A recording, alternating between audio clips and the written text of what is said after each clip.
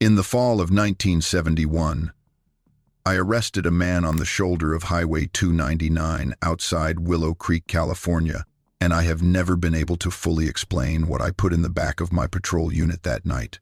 I have tried, in the years since, to find the language for it. I have described it to myself in the dark, lying awake at 3 in the morning the way you do when something won't leave you alone. I have written it in a journal that I keep in a fireproof box in my garage, not because I think the house will burn down, but because I cannot bring myself to keep that journal anywhere I might see it on an ordinary day. What I arrested that night looked like a man. It walked like a man. It breathed like a man. But the longer I was in its presence, the more certain I became that the word man was not adequate, and the more certain I became that the file the county sealed the following spring was sealed for a reason that had nothing to do with routine record-keeping. I am 79 years old. I served 23 years as a deputy with the Humboldt County Sheriff's Office from 1969 to 1992, and for most of that time I worked out of the substation in Willow Creek, which put me about as far from everything as a law enforcement officer in the state of California could get. Willow Creek sits at the confluence of the Trinity River and Willow Creek itself, about 60 miles east of Eureka on Highway 299, and in 1971 it had a population of somewhere around 1,400 people, a few motels, a general store, a mill, and a reputation that the rest of the country had just started paying attention to because of what Roger Patterson and Bob Gimlin had filmed on Bluff Creek 4 years earlier, about 38 miles north. I am not going to tell you I was a believer. I was not. I was 27 years old, 2 years out of the Marines, and I thought the Patterson film was either a hoax or a confused sighting of a bear in bad light. The people of Willow Creek had heard every variation of the Bigfoot story 1,000 times over, and most of us who lived and worked there treated it the way you treat a story your uncle tells every Thanksgiving. You let him tell it. You nod in the right places. You do not argue. Before we get into it, let me know where you're watching from and if you've had an encounter like this. My name is Walt Garrison. I grew up in Arcata, about 15 miles north of Eureka, and I came back to Humboldt County after my service in Vietnam because it was the only place that felt like it had enough space. The county covers over 3,500 square miles, most of it national forest land or wilderness that has never been properly mapped. The Six Rivers National Forest alone accounts for nearly 1 million acres of that, and it butts up against the Trinity Alps wilderness to the south and the Siskiyou Mountains to the north, with drainage systems so complex and terrain so steep that the Forest Service itself acknowledges there are drainages in there that have never been formally surveyed. When I started working the Willow Creek substation in '69, my training officer, a 20-year man named Hank Tober, told me that the most important thing I needed to understand about policing in that part of Humboldt County was that the rules of the highway and the rules of the deep woods were two different sets of rules, and knowing which ones applied in any given situation was the difference between doing the job right and getting somebody killed. The substation covered a patrol zone that included the Hoopa Valley Reservation to the north, the Trinity River corridor heading south and east, and everything along Highway 299 between the county line and the Klamath River Junction, which put roughly 2,000 square miles of some of the most rugged land in California under our responsibility, with 4 deputies on rotation. I did not fully understand what he meant until October of 1971. The night of October 19th was a Tuesday. I know the date because I have checked the journal enough times that I can tell you the day of the week without looking it up. I was running a routine patrol on 299, heading east out of Willow Creek toward Orleans, which is the next community of any size along that highway, about 45 miles up the road through the mountains. It was cold by Humboldt County standards, probably low 40s. And there was ground fog sitting in the river drainage that made the road conditions unpredictable. I had my headlights on high and I was doing about 40 in a 55 zone because I had been on that stretch of highway long enough to know what the fog could hide. I saw the figure at the edge of my headlight beam about a quarter mile past the Tish Tang campground turnoff.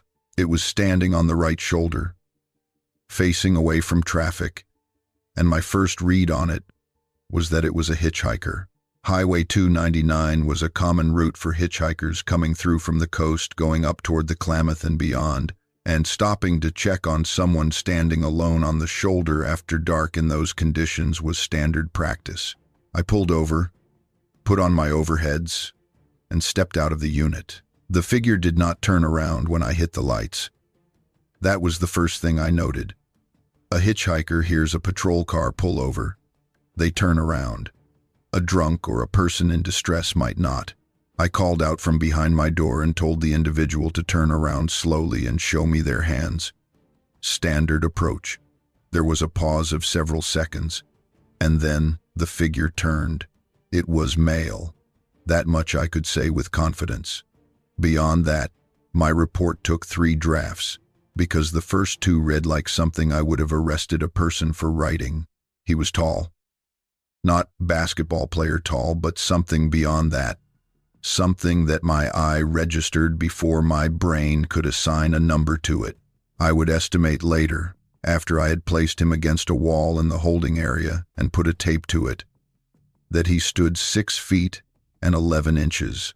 But the height was not, on its own, what stopped my hand from reaching for my radio. It was the proportion. A man who is nearly 7 feet tall is usually long in the limbs, thin through the chest, angular in the way that extreme height produces. This individual was not. He was as wide through the shoulders as any man I had ever seen at that range, and by that, I mean he was wider than my patrol unit's front door opening. His neck was thick, not swollen, but structural. The way a load-bearing column looks thick because it is designed to carry weight. His hands, which he had raised to shoulder level when I told him to show them, were enormous, not disproportionate in the way that suggests acromegaly or some other hormonal disorder, but simply large, the way the rest of him was simply large, as if whoever had assembled this person had used a different scale. His face was where my certainty about what I was looking at began to shift. He had a face that was unambiguously human in its features. 2 eyes, a nose, a mouth, a chin, but the brow ridge was pronounced in a way I had never seen on a living person. A shelf of bone above the eye sockets that threw the eyes into shadow, even in direct light. His jaw was broad and heavy, projecting slightly, not a medical abnormality, but a structural feature, something that belonged to a different template than the one I was used to. His skin was a dark olive tone and covered in a fine, dark hair that was denser on his forearms and the backs of his hands than you would see on an ordinary man. Not hair that raises an eyebrow at the beach, the kind that makes you look twice, and then a third time, because it is too regular and too dense to be explained away as just a hairy man. Quick thing before we get into it. I have a book coming out. It's called the Bigfoot Codex. It's a compilation of all my research and findings. It's kind of my baby. So if you want to check it out, link's down below. And let's get you back to the video. His eyes were brown, dark brown, almost black in the light from my overheads, and they held still on me with a steadiness that I cannot fully describe. When I called out the second time, asking him to identify himself, he did not flinch. He did not look around. He stood exactly as I had asked him to stand, and he watched me with those dark eyes, as if he had been waiting for me specifically and was patient about what came next.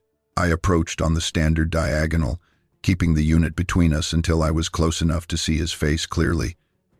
I noted that detail, and it registered as a concern because the ambient temperature and the road surface combined made barefoot exposure a medical issue on its own. He was wearing clothing, which surprised me given what I was looking at. Dark denim pants that were too short for his legs by several inches, the cuffs ending well above his ankles. A flannel shirt that was missing its buttons above the third one down and had the sleeves partially torn at the shoulder seams, not from a fight, but because the shirt had simply been too small for the frame wearing it and had given way under the strain. No jacket, no pack, no visible belongings of any kind. I asked his name. He looked at me for a moment and offered one word, Solomon. Last name? He had none. Where was he coming from? He turned his head slightly toward the east, the direction of the river canyon and the national forest beyond, and answered, "The mountains." Where was he going? Toward the town. Did he live in Willow Creek? Near there. How old was he? He thought about this for what felt like a full 10 seconds, and then told me he believed he was around 20. He did not answer the way someone who has forgotten their age answers. He answered the way someone gives information they have been told rather than something they know from a birth certificate or a driver's license. He had no identification. He had no wallet, no keys, no money. His pockets were empty. I asked him if he had a vehicle anywhere nearby, if he had broken down or if someone had let him out on the highway. He said no. I asked him if he was injured or in any distress. He said he was cold. That was all. Just, he was cold. I ran through my assessment. An individual of unknown identity with no ID, no vehicle, no fixed address, encountered alone on a state highway after dark in cold weather. Inadequately dressed for the conditions. California still had vagrancy statutes on the books in 1971, and this contact was fitting that profile in a straightforward way. But I want to be honest about my thought process, because the decision I made next was not purely procedural. I brought Solomon in partly because the law gave me grounds to do it, and partly because standing in the fog at the edge of that highway, looking at him, I did not know what else to do. My training had not prepared me for this specific set of circumstances, and the most defensible thing I could do was take him to the substation, get him warm, and figure out from there what I was actually dealing with. He got into the back of the unit without resistance. He folded himself into the rear seat with the careful, deliberate movement of someone who has learned to manage their size in spaces built for smaller people. He sat with his hands folded in his lap, and he looked out the window as I drove, not at me, not at the equipment in the front of the car, at the dark trees moving past, and at the river, and at the sky where it showed between the ridgelines. It took me about 12 minutes to get back to the Willow Creek substation. It was a small building on the edge of town, converted from a former ranger station structure, with a front office, a holding cell in the back, and a side room we used for interview and paperwork. I brought Solomon in through the side entrance, which was my habit when I was bringing someone in without wanting to create a scene in the front. I sat him in the interview room, and I went to the front office, and I stood there for a moment with the door closed between us, and I called the main station in Eureka. The deputy on desk duty that night was a man named Frank Aldis, who had been working nights in Eureka for 10 years and had the manner of someone who had heard everything. I told Frank I had a John Doe pickup on 299. No ID, no vehicle, apparently on foot. Frank told me to run the standard intake, fingerprint him, check for warrants, hold him on the vagrancy charge pending ID. I confirmed yes, that was the plan, then added, "Frank, this individual is unusual." A pause. He asked unusual how. I told him I was not sure yet, but I needed the doctor out there. Frank's position was that if the individual was not in medical distress, it could wait until morning at the normal clinic. I pushed back, told him I thought it should be tonight. Another pause. Frank asked if he was violent. No. Incapacitated. No.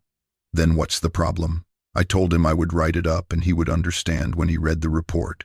Frank relented, but it was going to have to wait until morning because there was no doctor on call for the Willow Creek substation on a Tuesday night who was going to drive out there for a John Doe vagrancy.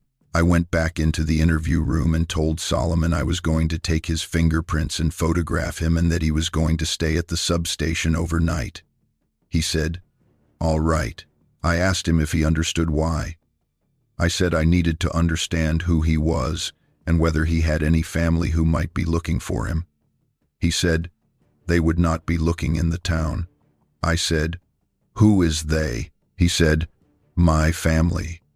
I said, "Where is your family?" He looked at the table between us and said, "They stay back in the forest." I asked how many there were. He said several. I asked whether any of them needed help or medical attention. He said no. He said they were fine where they were. I said, "Have you ever been to Willow Creek before?" He said once, when he was young. He said he had stayed near the edge of the tree line and watched the town for a few hours and then gone back. I took his fingerprints.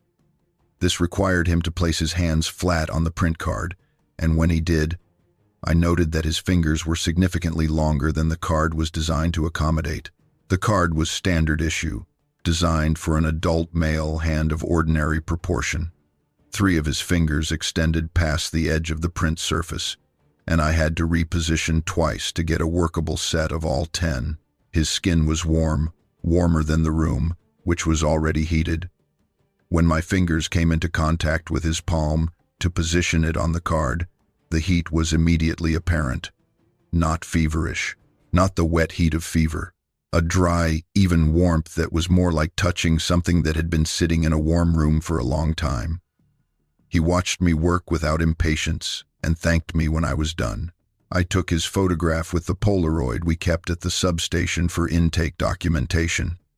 He held still for it without being told to, and looked directly into the lens.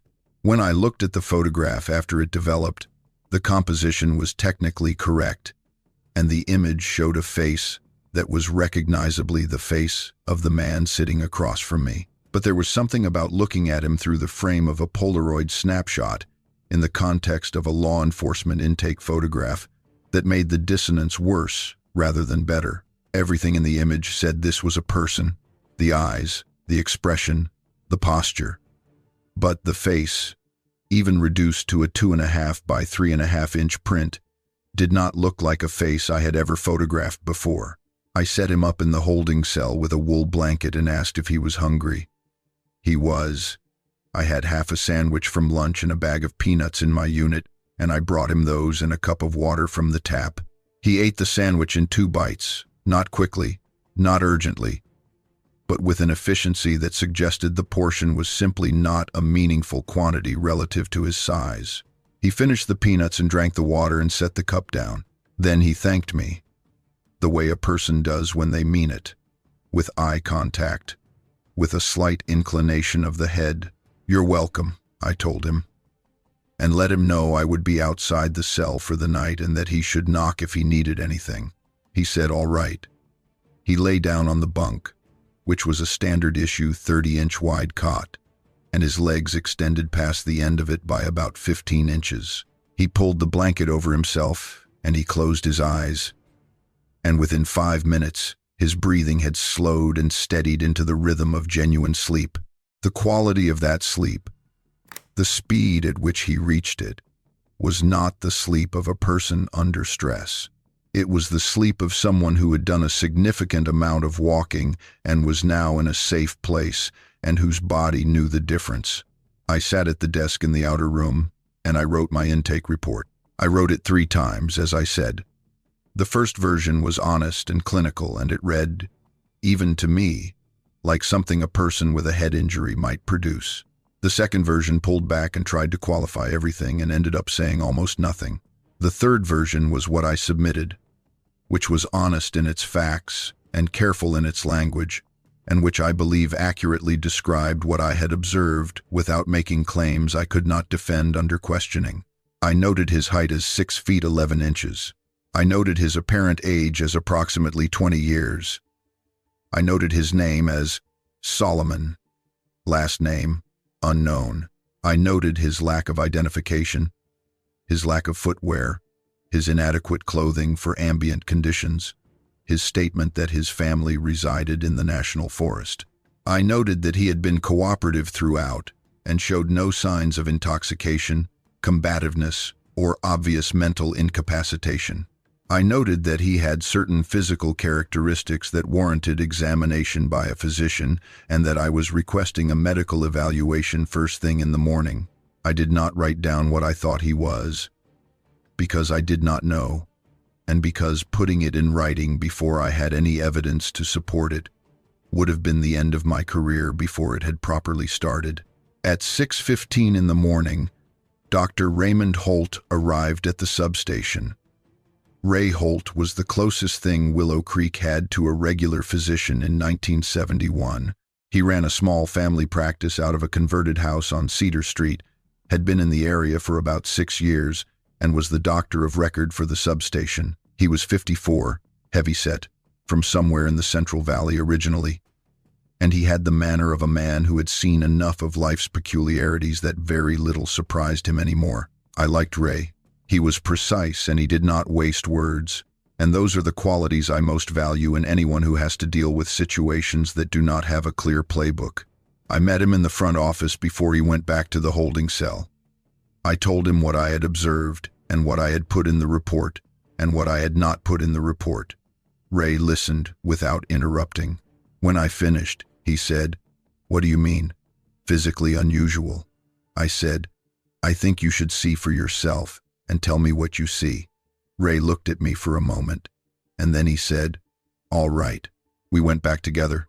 Solomon was sitting up on the bunk when we came in. He had folded the blanket neatly and set it at the end of the bunk, which was a detail I noticed and filed away.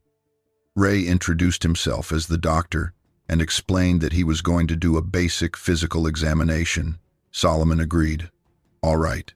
He answered it the same way he had answered everything else, without resistance, without anxiety, with a quietness that was by then becoming familiar. I stood at the cell door and watched Ray work. Ray started at the top, which is where any doctor starts. He checked Solomon's eyes with a pen light, both pupils, the tracking, the response to light. He checked inside his ears with the otoscope, which required Solomon to tilt his head down significantly to give Ray access. He checked his throat, which required Solomon to open his mouth wide. And I saw Ray pause with the tongue depressor in position, holding it there for an extra beat before continuing. He moved to the hands and examined them front and back, pressing on the joints, testing the range of motion, noting the dimensions. He checked Solomon's blood pressure with the manual cuff he had brought in his bag, had to work the cuff up past the elbow because Solomon's forearm was too large for standard placement at the wrist. He listened to his heart and lungs with the stethoscope, had to do this through the flannel shirt because asking Solomon to remove the shirt would have required cutting it, and Ray was not at that stage yet. He took Solomon's temperature with the glass oral thermometer he carried. He looked at the reading and then he held it up to the light again, as if checking that the mercury had settled correctly, and then he read it a second time. He wrote something in his notebook. When he had finished the basic exam, he came back to stand beside me at the cell door. Solomon had watched the examination with the same stillness he brought to everything, and now he sat on the edge of the bunk with his hands on his knees, waiting. Ray asked quietly what temperature he was running.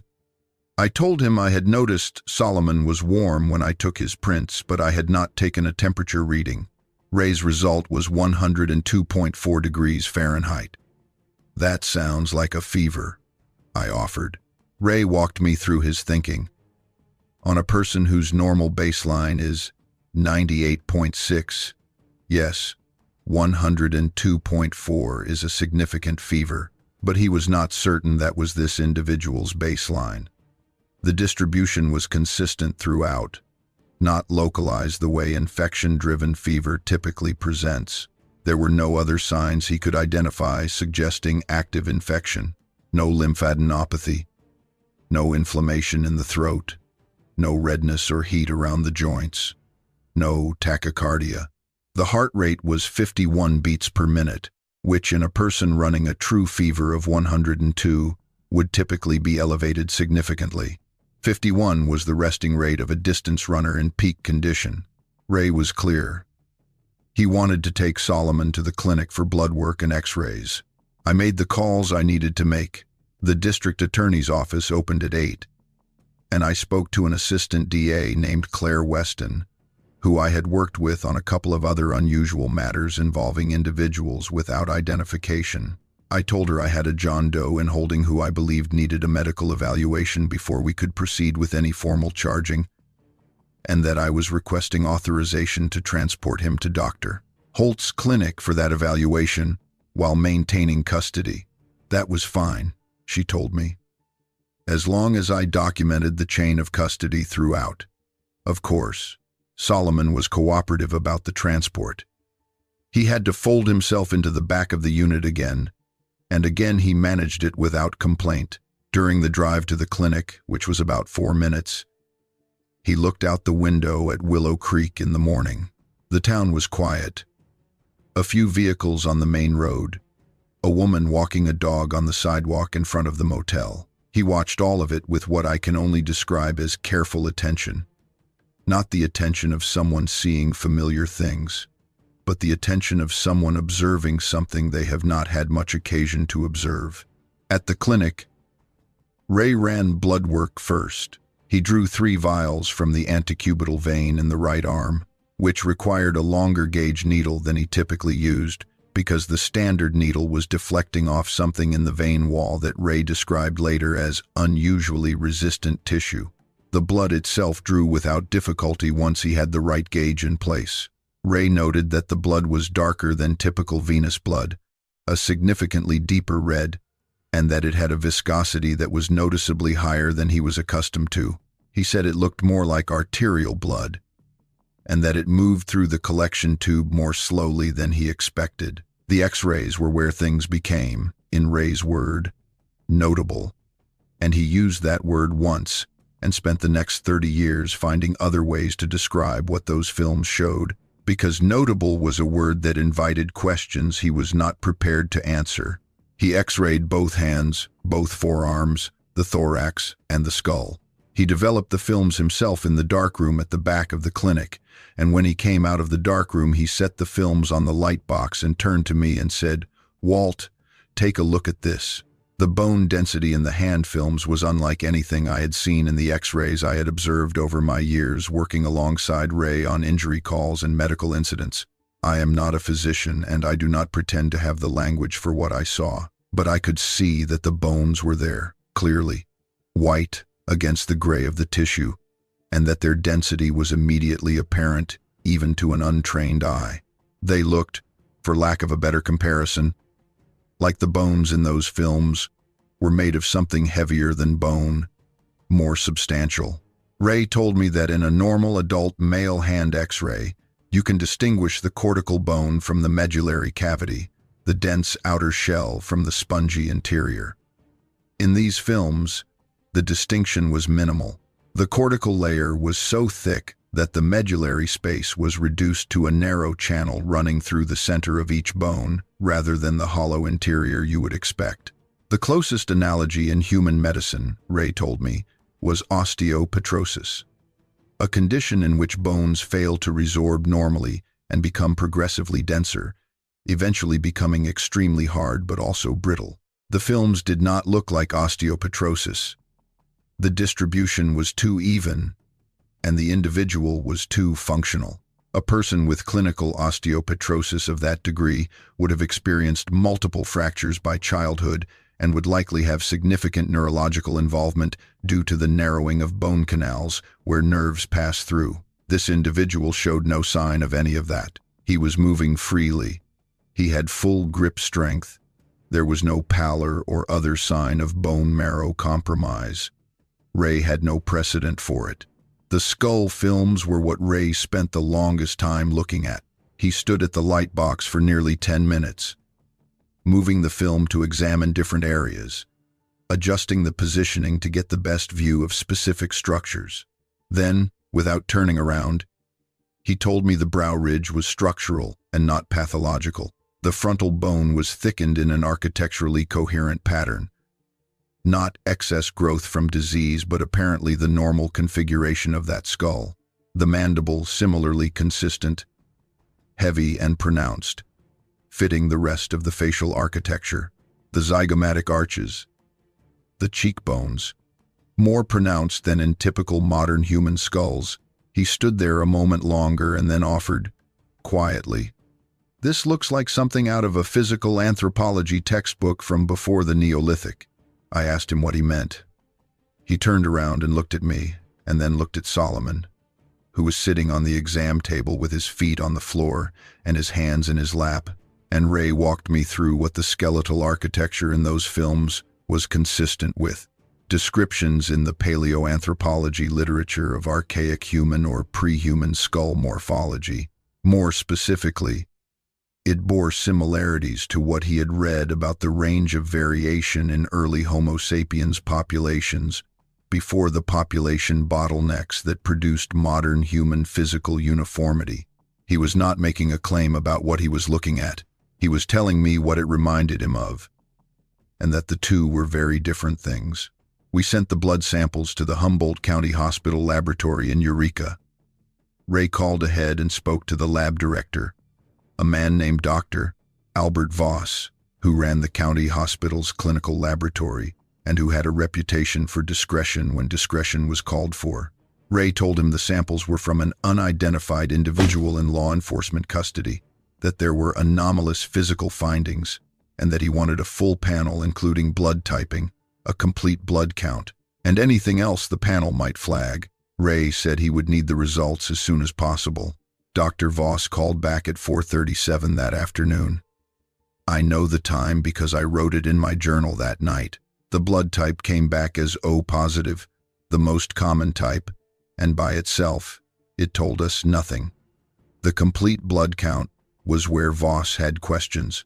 He told Ray that the red blood cell count was elevated above normal reference range, significantly elevated, enough that in a standard patient it would suggest polycythemia vera or chronic hypoxic adaptation, what you see in people who have spent extended time at high altitude, where the body compensates for lower oxygen availability by producing more red blood cells.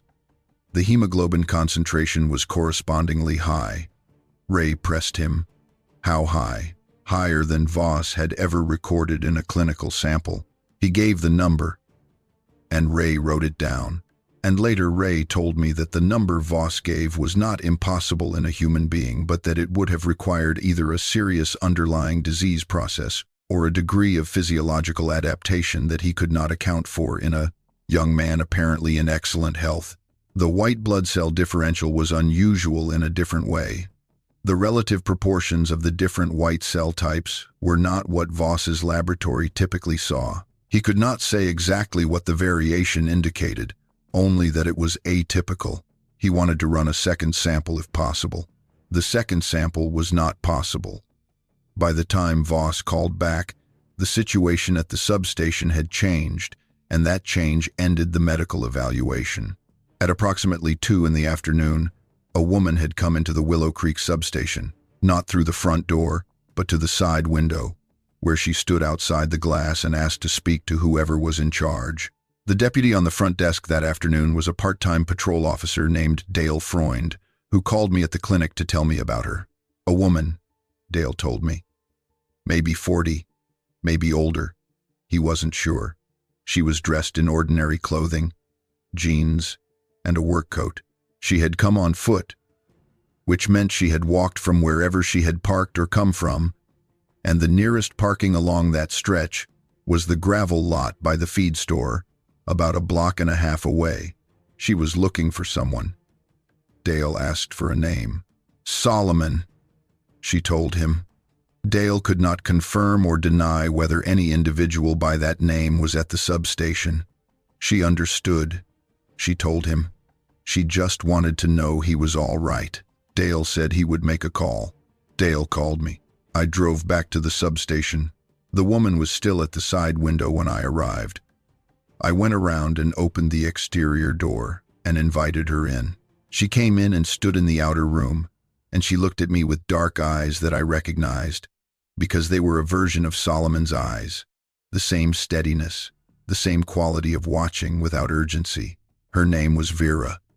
She was, I guessed, somewhere between 35 and 50, though there was a quality to her stillness and to the lines of her face that made the estimate difficult. She was of ordinary height, 5'5" or 5'6", with dark hair cut close around her face and the working hands that belong to someone who does physical labor outdoors. She was wearing what looked like commercially bought clothing, jeans, and a flannel work coat.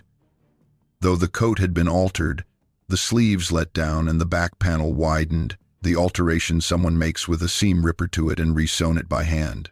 Her boots were standard work boots, the kind you buy at a farm supply store, well worn. She looked like a woman from the mountains. She did not look like Solomon. I asked her her relationship to the individual in custody. He was her son, she told me. I asked her to describe him, and she described him accurately. I asked how she knew he was at the substation. She had followed the road and found the tire marks where the patrol unit had been parked the night before, and she had walked from there.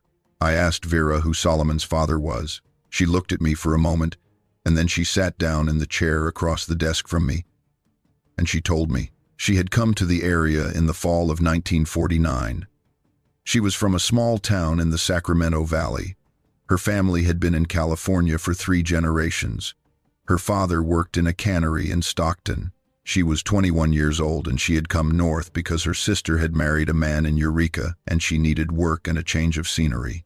She found work at a resort on the Trinity River, doing housekeeping and kitchen work, and in the summers, she helped with fishing guide trips.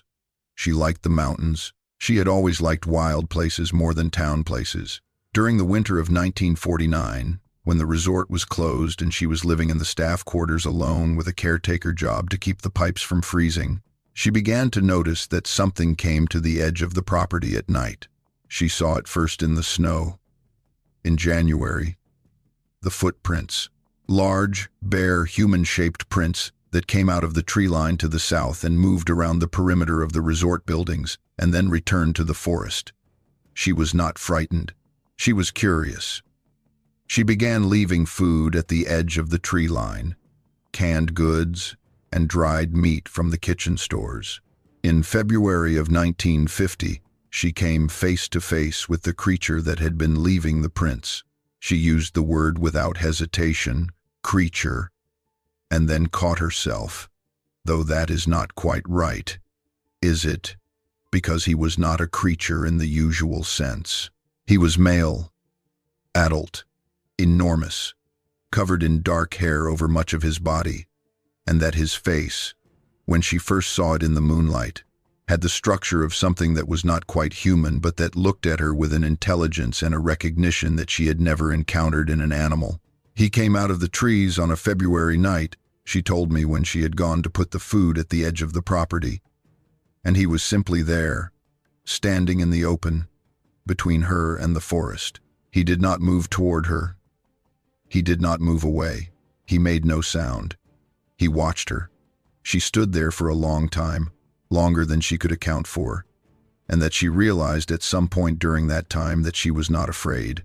She had been afraid of many things in her life. But standing in that snow, looking at that face, she felt none of it. What followed over the next several months she described carefully and without embarrassment, and I will relay it as she told it to me, because I believe she was telling the truth, and because her account of what happened is the only one available. He came back on subsequent nights. Each time he came closer, she did not retreat. By spring, they had developed what she called a language of proximity, a set of habits and approaches and retreats that amounted to a means of communication without words. He understood far more than she had initially expected. He learned her name, or rather he learned the sound of it. And he would make a particular sound when he first saw her at the edge of the property that she came to understand as a greeting specific to her. She described the sound, and it was not language in any conventional sense. It was a low vocalization, a resonance more than a word, but it was consistent and deliberate, and it was, she was certain, her. I am not going to tell you that I sat across that desk from Vera in October of 1971 and found her account easy to accept. I did not, but I had been up since 3 in the morning the previous day, and I had spent the last 8 hours looking at X-ray films with a doctor who had twice used the phrase, "I have no precedent for this," and I was a man who dealt in facts, and who was at that moment confronted with a fact sitting in my holding cell that my training did not have a category for. So I listened. I asked questions when I had them, and the more Vera talked, the more her account had the internal consistency that liars rarely manage, the specific details that do not vary when you circle back to them, the willingness to acknowledge uncertainty, and the absence of the grandiosity that fabricated stories almost always carry. Solomon was born in December of 1950.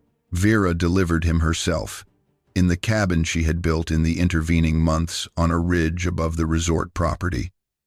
in a place she described as chosen with purpose, accessible both to her and to the one she called the Father, which was how she referred to him throughout. The birth was difficult, she told me, because Solomon was large, larger than she had expected.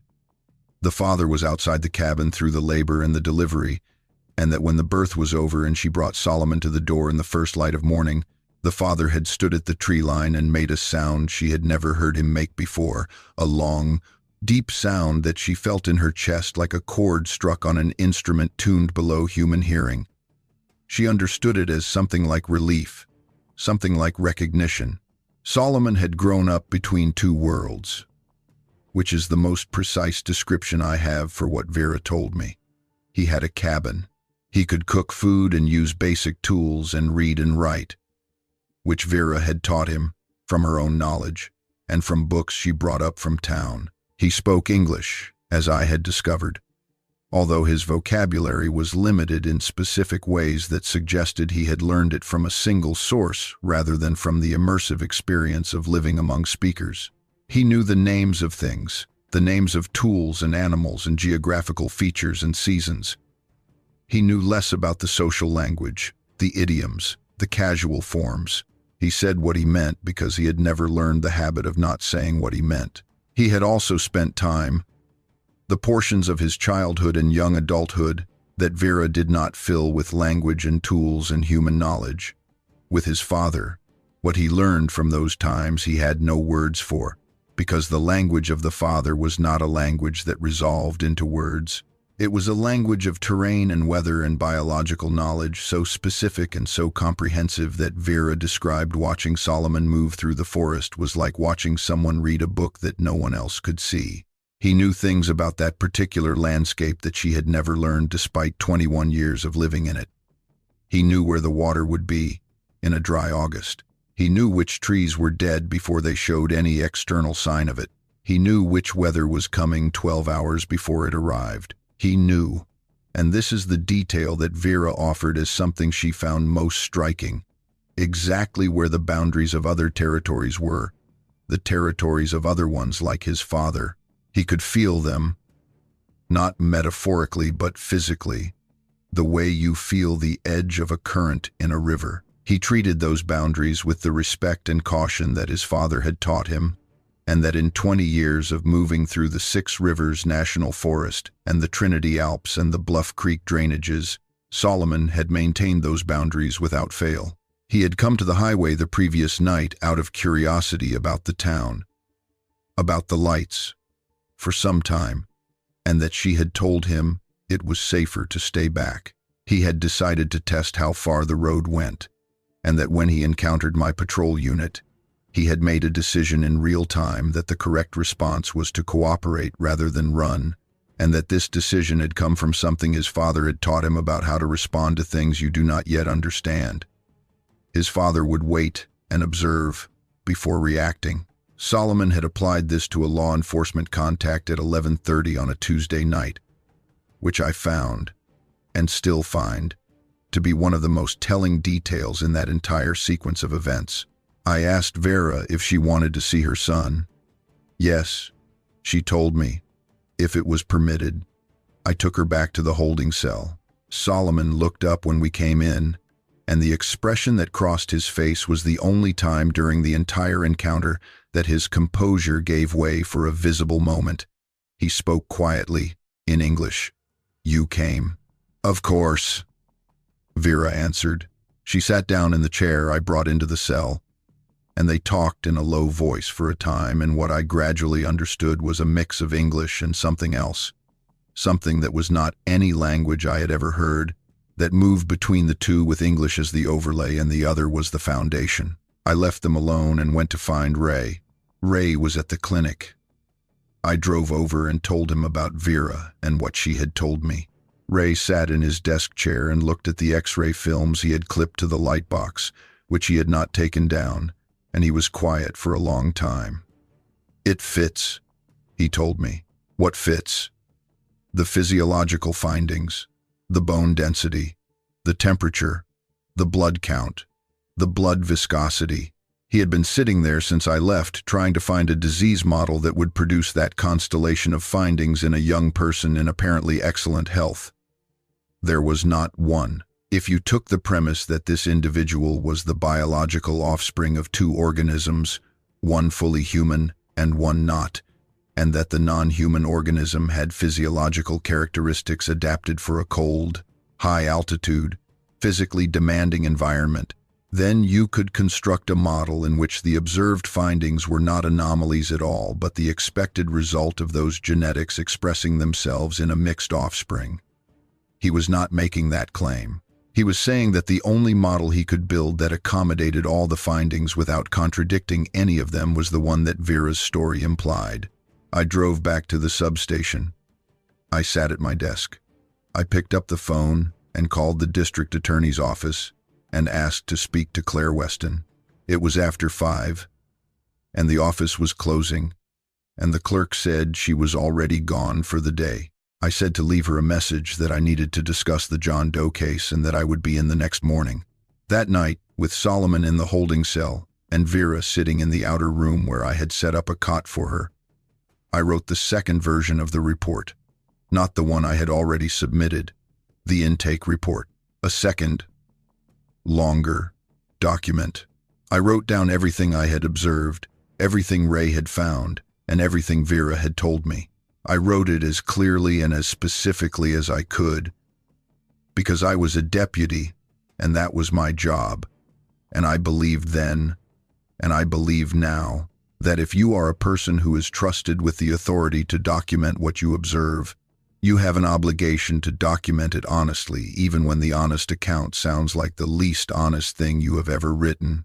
I sealed that document in an envelope and put it in the case file. It would be read by 4 people before the file was sealed by the county court. I am the only one of those 4 who is still living. The following morning, I met with Claire Weston in her office. I put the case file on her desk, including the intake report, the medical findings, and the second document. I sat across from her, and I watched her face as she read. Claire Weston was a careful woman, a good attorney, and she had the quality of remaining very still when she was processing something unexpected. She read the second document twice. She read Ray's medical notes. She looked at the Polaroid intake photograph for a long time. Then she set it all down, and she looked at me and she asked, "What are we charging him with?" Walt, technically, vagrancy, which is a misdemeanor under the California Penal Code. I could not make a case for anything more serious on the facts as I had them. He had been on a public highway. He had no identification. He had cooperated fully with law enforcement. He had made no statements that incriminated him in any crime, and there was no complainant and no victim associated with his presence on that highway. What about the mother? What about her? She told you this individual's father is a... And Claire paused, then finished. A non-human entity. Yes. Has she committed any crime you are aware of? None I could identify. Does the individual himself appear to have committed any crime? No. We sat with that for a moment. Then Claire laid it out. Here is the problem. The problem is the medical documentation. If Ray's findings went into the county medical record, they would eventually surface. County medical records were not sealed by default. This individual, if released, would leave a medical file with the Humboldt County Hospital laboratory system that could potentially be accessed by researchers, by journalists, by anyone who knew to look for an unusual blood panel attached to an unidentified John Doe. She needed to think about what the right course of action was. She told me to release Solomon and Vera on a citation for failure to carry identification, the minimum action consistent with the contact, and to hold the full case file in the substation records pending her office's guidance on disposition. I did exactly that. I drove Solomon and Vera to the edge of the National Forest Access Road off Highway 299, about 2 miles east of the Bluff Creek Road junction, because Vera had told me that was the closest road to where she could move into the forest on foot in a direction that would take them where they needed to go. I stopped the unit at the turnoff and I got out and opened the rear door for Solomon. He got out and stood in the morning air, and I thought again, as I had thought when I first saw him in my headlights, that the word for what I was looking at was not quite adequate. "Solomon," I told him, "stay off the highway at night." "Yes, I understand now." He answered the way a young person does when they have genuinely understood the reason behind a rule rather than just heard it repeated. I told him, "If you ever need help, if there is ever a problem, come to the substation and ask for me by name." "Walt Garrison," he answered. "That's right."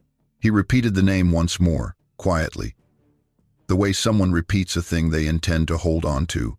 He held out his hand. I shook it, which required me to grip 2 of his fingers and a portion of his palm because his hand was too large for a conventional handshake. His skin was warm and dry, and he held the grip for a moment longer than necessary. And when he released my hand, he said, "Thank you." He said it the same way he had said it the night before, over the sandwich and the peanuts, with eye contact and a slight inclination of the head, and in that moment it struck me as the most precise and considered expression of gratitude I had ever received. Vera shook my hand next. "Take care of those records," Vera told me. "I would do my best. Ray is a good man. Yes, he is. Make sure he knows we are grateful." I told her I would. They walked up the access road and into the trees, and in 60 seconds they were gone, the forest having taken them back with the ease of something returning to its natural state. I drove back to Willow Creek and I called Ray and told him what had happened. Ray was glad. He had been thinking since yesterday, and he had concluded that the right thing to do was to ensure the blood samples at the county lab were not retained. I asked how he planned to do that. He was going to call Albert Voss and ask him to pull and destroy the samples on the grounds that chain of custody had been broken in transit, which was not entirely false, since the samples had been transported in a non-standard cooler from the clinic to the courier who took them to Eureka. Voss, he told me, was a man who understood when a result was better unrecorded. I thought that was probably right. Ray called me back 2 hours later and reported it was handled. Voss had pulled the samples and the associated paperwork, and that the only record of the laboratory findings was in the notes Ray had taken during the examination, and that those notes were going to live in Ray's personal files rather than in any system that could be accessed by anyone but Ray. He hoped it was the right decision. I thought it probably was. "Walt," he told me, "I am going to think about those films for the rest of my life." "I know," I told him. "Do you think there are more of them out there?" I thought there probably were. "Good God," he answered, "not with horror, just with the slow weight of a man adjusting to a world that is larger than the one he thought he was living in." The case file was sealed in the spring of 1972 under a California Welfare and Institutions Code provision that allows for the sealing of records pertaining to individuals who have been processed under circumstances involving mental health evaluation referral. The mental health component had been introduced not as a finding against Solomon, but as a procedural mechanism, because without a sealed mental health adjacent record, there was no clean avenue under California law at that time to close a case file from public access without a court order from a superior court judge, and obtaining such an order would have required explaining to a judge why it was needed, which was precisely what Claire Weston was trying to avoid. Claire filed the sealing petition herself, on the grounds that the individual's unique circumstances made public disclosure likely to result in harm to the individual's welfare and safety. The judge who signed the order, a man named Everett Strand in the Humboldt County Superior Court, asked Claire one question during the brief hearing. He asked whether law enforcement had made a determination about the individual's status as a danger to the community. Claire said no determination of danger had been made. He asked whether there was any ongoing law enforcement interest in the individual. Claire said no. He signed the order. I have kept my copy of the original case file in the fireproof box in my garage for 53 years. It contains the intake report, the medical notes, the Polaroid photograph, and the second document I wrote that night. What it does not contain, because it was never formally entered, is the laboratory report. The laboratory report exists only in Ray's personal files. and Ray Holt died in 2011. His wife told me, when I called after his funeral, that he had given her specific instructions about a sealed folder in his home office, and that his instruction was that if anything ever happened to him, it should come to me. She mailed it to me 3 weeks later. It is in the fireproof box with everything else. I have not shared what is in that box with anyone until now. I am 79 years old. I have a heart condition that my cardiologist describes as well-managed but progressive. I have 2 adult children and 4 grandchildren who know me as a quiet man with a lot of old fishing stories and a habit of staring at the tree line when he thinks no one is watching. My wife Ellen passed in 2018, and she never knew. I kept that from her for 47 years, and I am not proud of it, except in one respect, which is that I believe keeping it from her was the correct thing to do because knowing it would have changed her relationship to every morning she spent looking at those mountains from our kitchen window, and that relationship was one of the things that made her happy, and I did not want to change it. I want to tell you what happened after. Not because the after is dramatic, because it is not, but because it is the part that has mattered most to me in the years of carrying this. In the summer of 1974, 3 years after the night on the highway, I was on a patrol on a logging road off the Bluff Creek drainage when I found a note tucked under the wiper blade of my unit. I had stopped to get out and walk the edge of a turnaround to check for recent vehicle activity, which was part of my routine on those remote roads. The note was written on the inside of a flattened cardboard food box, the cardboard that commercial crackers come in, with something dark and oily, possibly charcoal or a mixture of tree pitch and ash. The handwriting was large and deliberate, the letters individually formed rather than joined in cursive, and it said, "We are well. Thank you." That was all. I kept the piece of cardboard. It is also in the fireproof box. In 1983, I was fishing the South Fork of the Trinity River near the Hyam area, about 30 miles south of Willow Creek. I had gone alone, which Ellen tolerated as long as I called in every evening. It was an October day, clear and cold, the same kind of day as the night 12 years before. I had been on the water for about 3 hours when I heard something moving in the trees on the far bank. I did not see anything clearly, but I heard, from the cover of that far bank, a low vocalization that I recognized, not because I had heard it before. Exactly. I had only heard it described. Vera had described to me the sound the father made on the morning she brought Solomon to the door after his birth.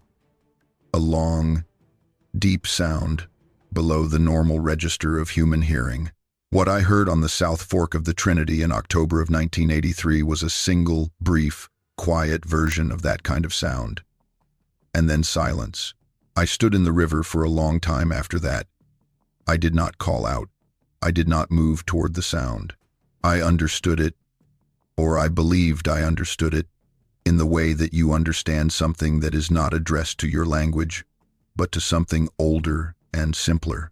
I understood it as an acknowledgement, a recognition, a version of the thing Solomon had said when his mother walked into the holding cell.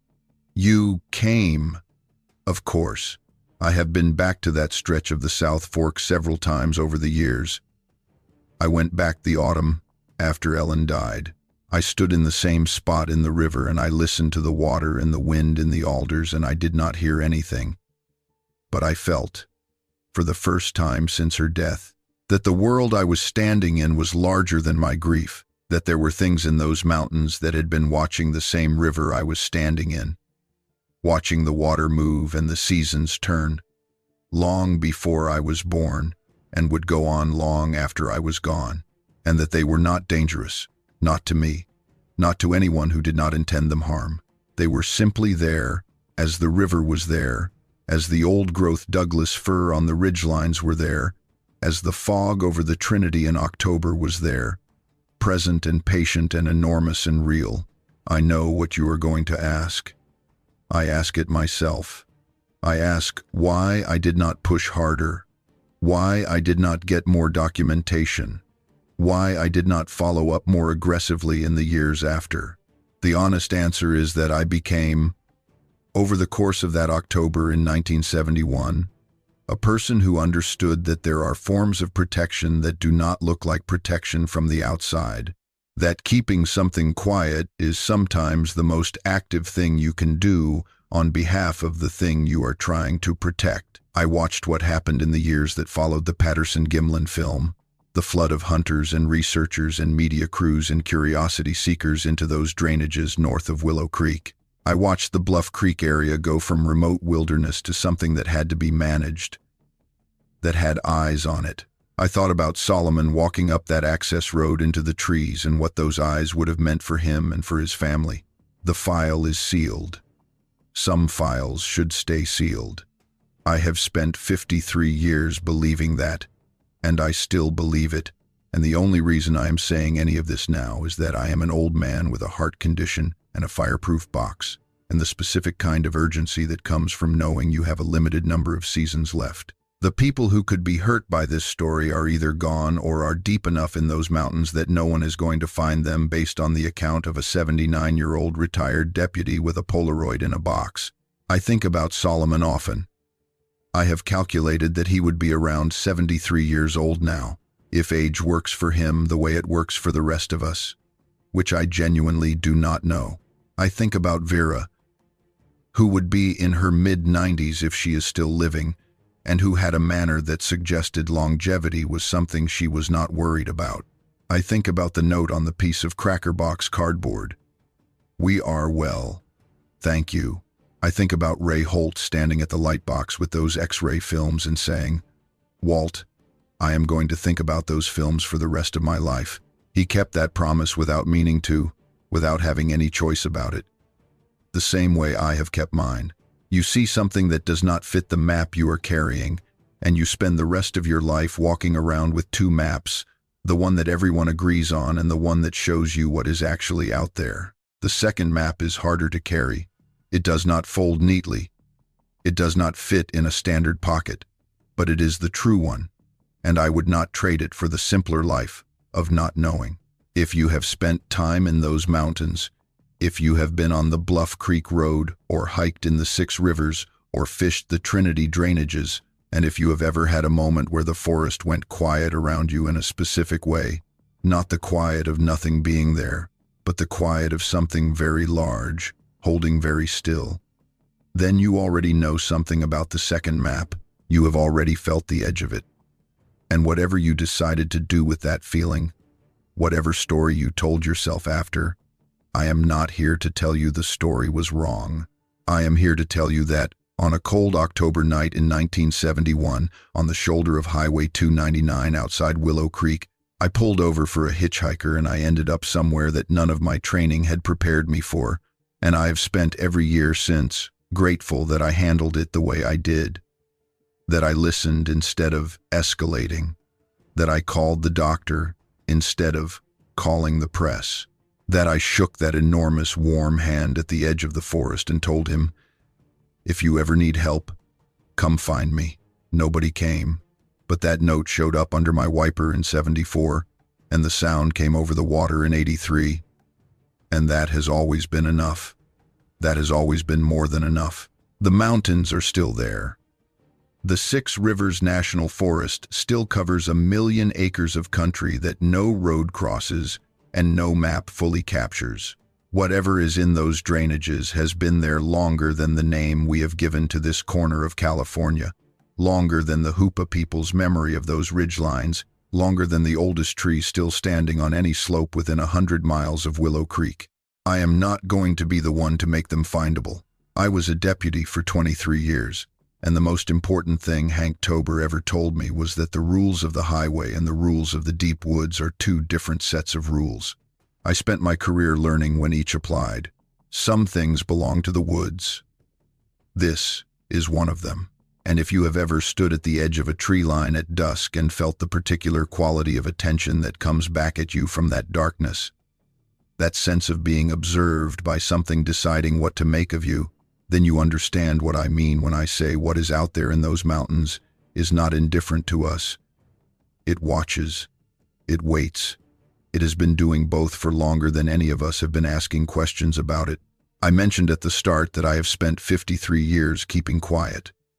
That is true, but it is not the whole truth. Keeping quiet is not the same as forgetting, and it is not the same as not thinking.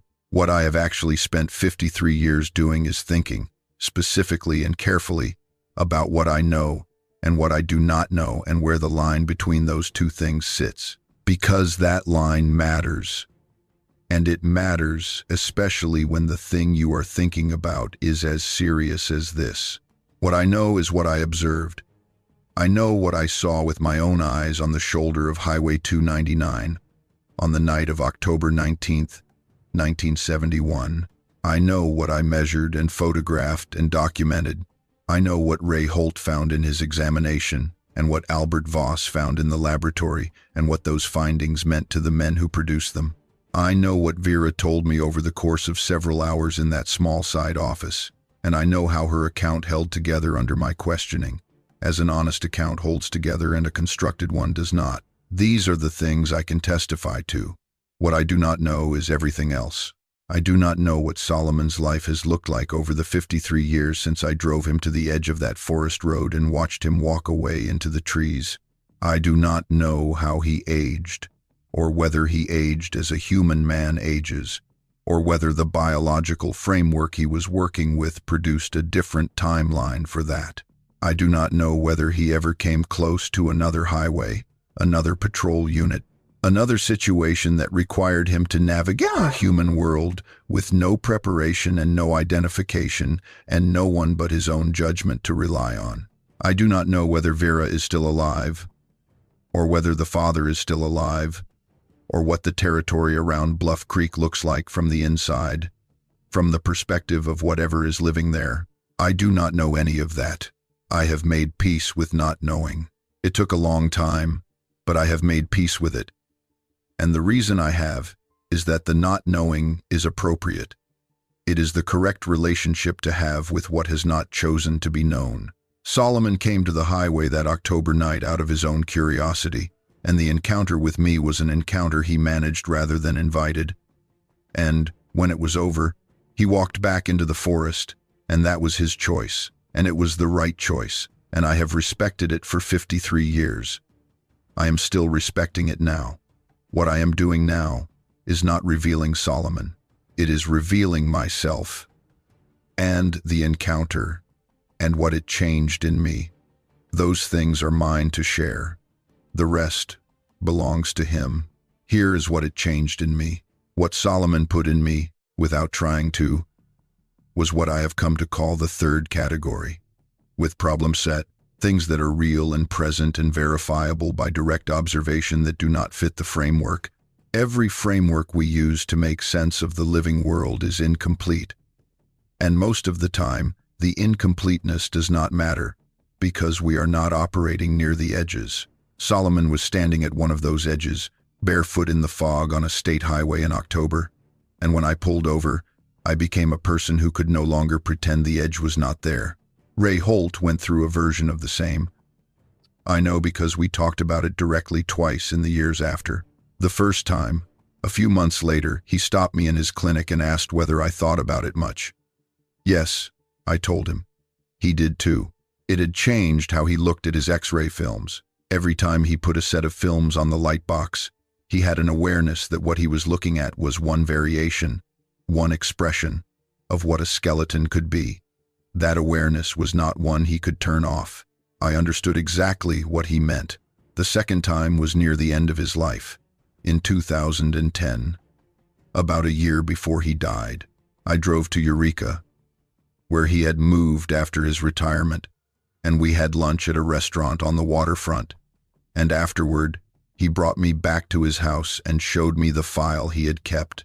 He took it out of the cabinet himself and opened it on the kitchen table, and we sat there looking at it together.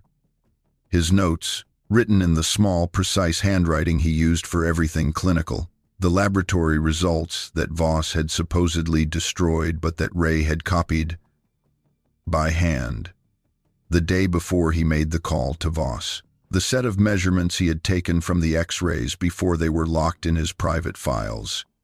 He had been thorough to a degree I had not fully known. He had documented everything.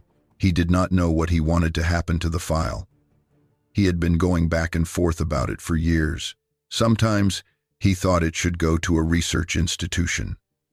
The measurements alone, scientifically significant to the right people. Other times, he thought it should burn with him. What had always stopped him from deciding either way was that deciding meant taking an action with consequences he could not fully predict, and the one thing he was certain of was that the wrong action had consequences he was not willing to be responsible for.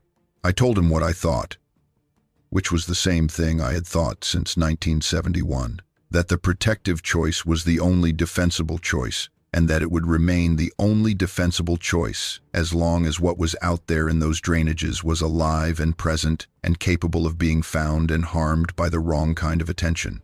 He looked at me for a long moment, and then he told me he had thought I would say that, and that he had been hoping I would say otherwise so he could argue with it, and that he was relieved I hadn't.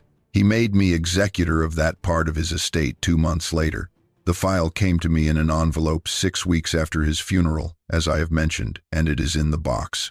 I want to spend some time on Vera, because I think she has been underserved by my account so far. She appeared in my telling as a plot mechanism, the mother who comes to explain the son, and she was far more than that.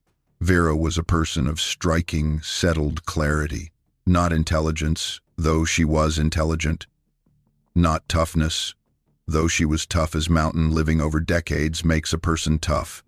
Clarity. She had thought deeply and without self-deception about every aspect of the life she had chosen and the situation she was in, and she had arrived at positions she held firmly because she had earned them through actual, rigorous thought rather than through convenience or habit. She knew what the world would say about her. She had known it since the spring of 1950, when she started to understand what was developing between her and the one she would eventually call the father. She had spent several months then working through every version of doubt and self-examination that a 22-year-old woman alone in a mountain cabin with an unconventional situation could work through. She asked herself whether she was losing her mind. She asked herself whether she was manufacturing meaning out of loneliness. She asked herself whether the relationship she was forming was one she would be able to defend to herself, to the version of her conscience that operated at 3 in the morning when there was no distraction to hide behind. She concluded that she could defend it, that it was real, and that she was prepared to be a person who had made this choice and would continue making it. She was prepared, specifically, to have no one to tell. That was the hardest part, she told me. Not the physical isolation, not the logistical difficulties, not the absence of medical care or modern convenience, the having no one to tell. Human beings are built to share significant things, and she had chosen, or the situation had chosen for her, a life in which the most significant things could not be shared with anyone outside a very small circle. She told me she had made a practice, over the years, of telling it to the mountain.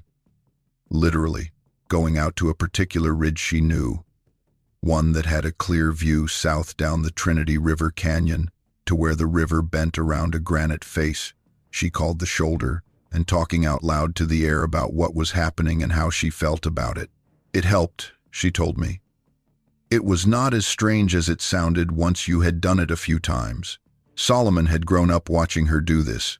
He had learned from it, she thought, some part of the human practice of making sense of experience through language, of putting things into words even when there was no one to receive the words.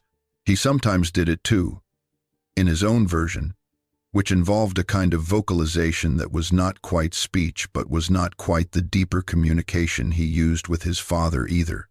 Intermediate, she told me, belonging to him specifically, to the particular creature he was, which was neither entirely one thing nor entirely another but genuinely new, a thing the world had not had before.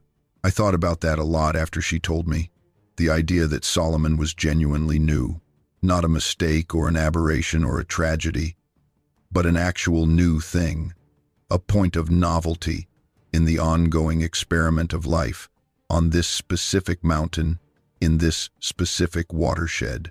that he carried within him the full history of both his parents' lineages that had diverged at some ancient fork in the road of biological time and then, through the particular and unrepeatable circumstances of a winter at a closed resort in 1949 and 50, had come back together.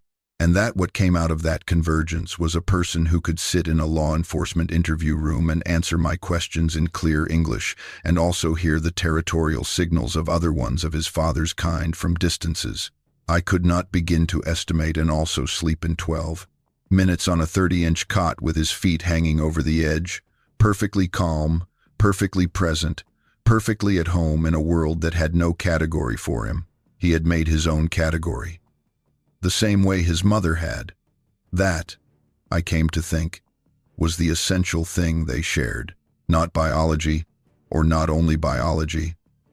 The willingness to be what they were without spending their lives apologizing for it. I went back to Vera's account many times over the years, not to the record of it, because I had no record, only my memory and my journal notes, but to the substance of it. I examined it as I would examine any testimony in a case, which is to say, I looked for the places where it might crack, where a lie would have to be maintained under pressure, where two statements made at different points in the conversation would have to be consistent with each other. I found none of those places. The account was internally consistent across a period of questioning that lasted several hours and covered many specific details, the details that fabricators usually get wrong when asked about them from different angles. The geography was accurate and specific. The timeline was coherent and did not shift when I pushed on it. The description of Solomon's father matched, in every particular that could be checked, what I had observed in Solomon himself. The physical inheritance was legible, and she had described it before I gave her any indication of what I had documented. She had not been told what was in Ray's notes. She simply told me what she knew. There is one detail I have not told you yet, and I am going to tell it now because it is the detail that has stayed with me most persistently through more than 50 years, and that has continued to shift in meaning as I have grown older and as the context around it has changed.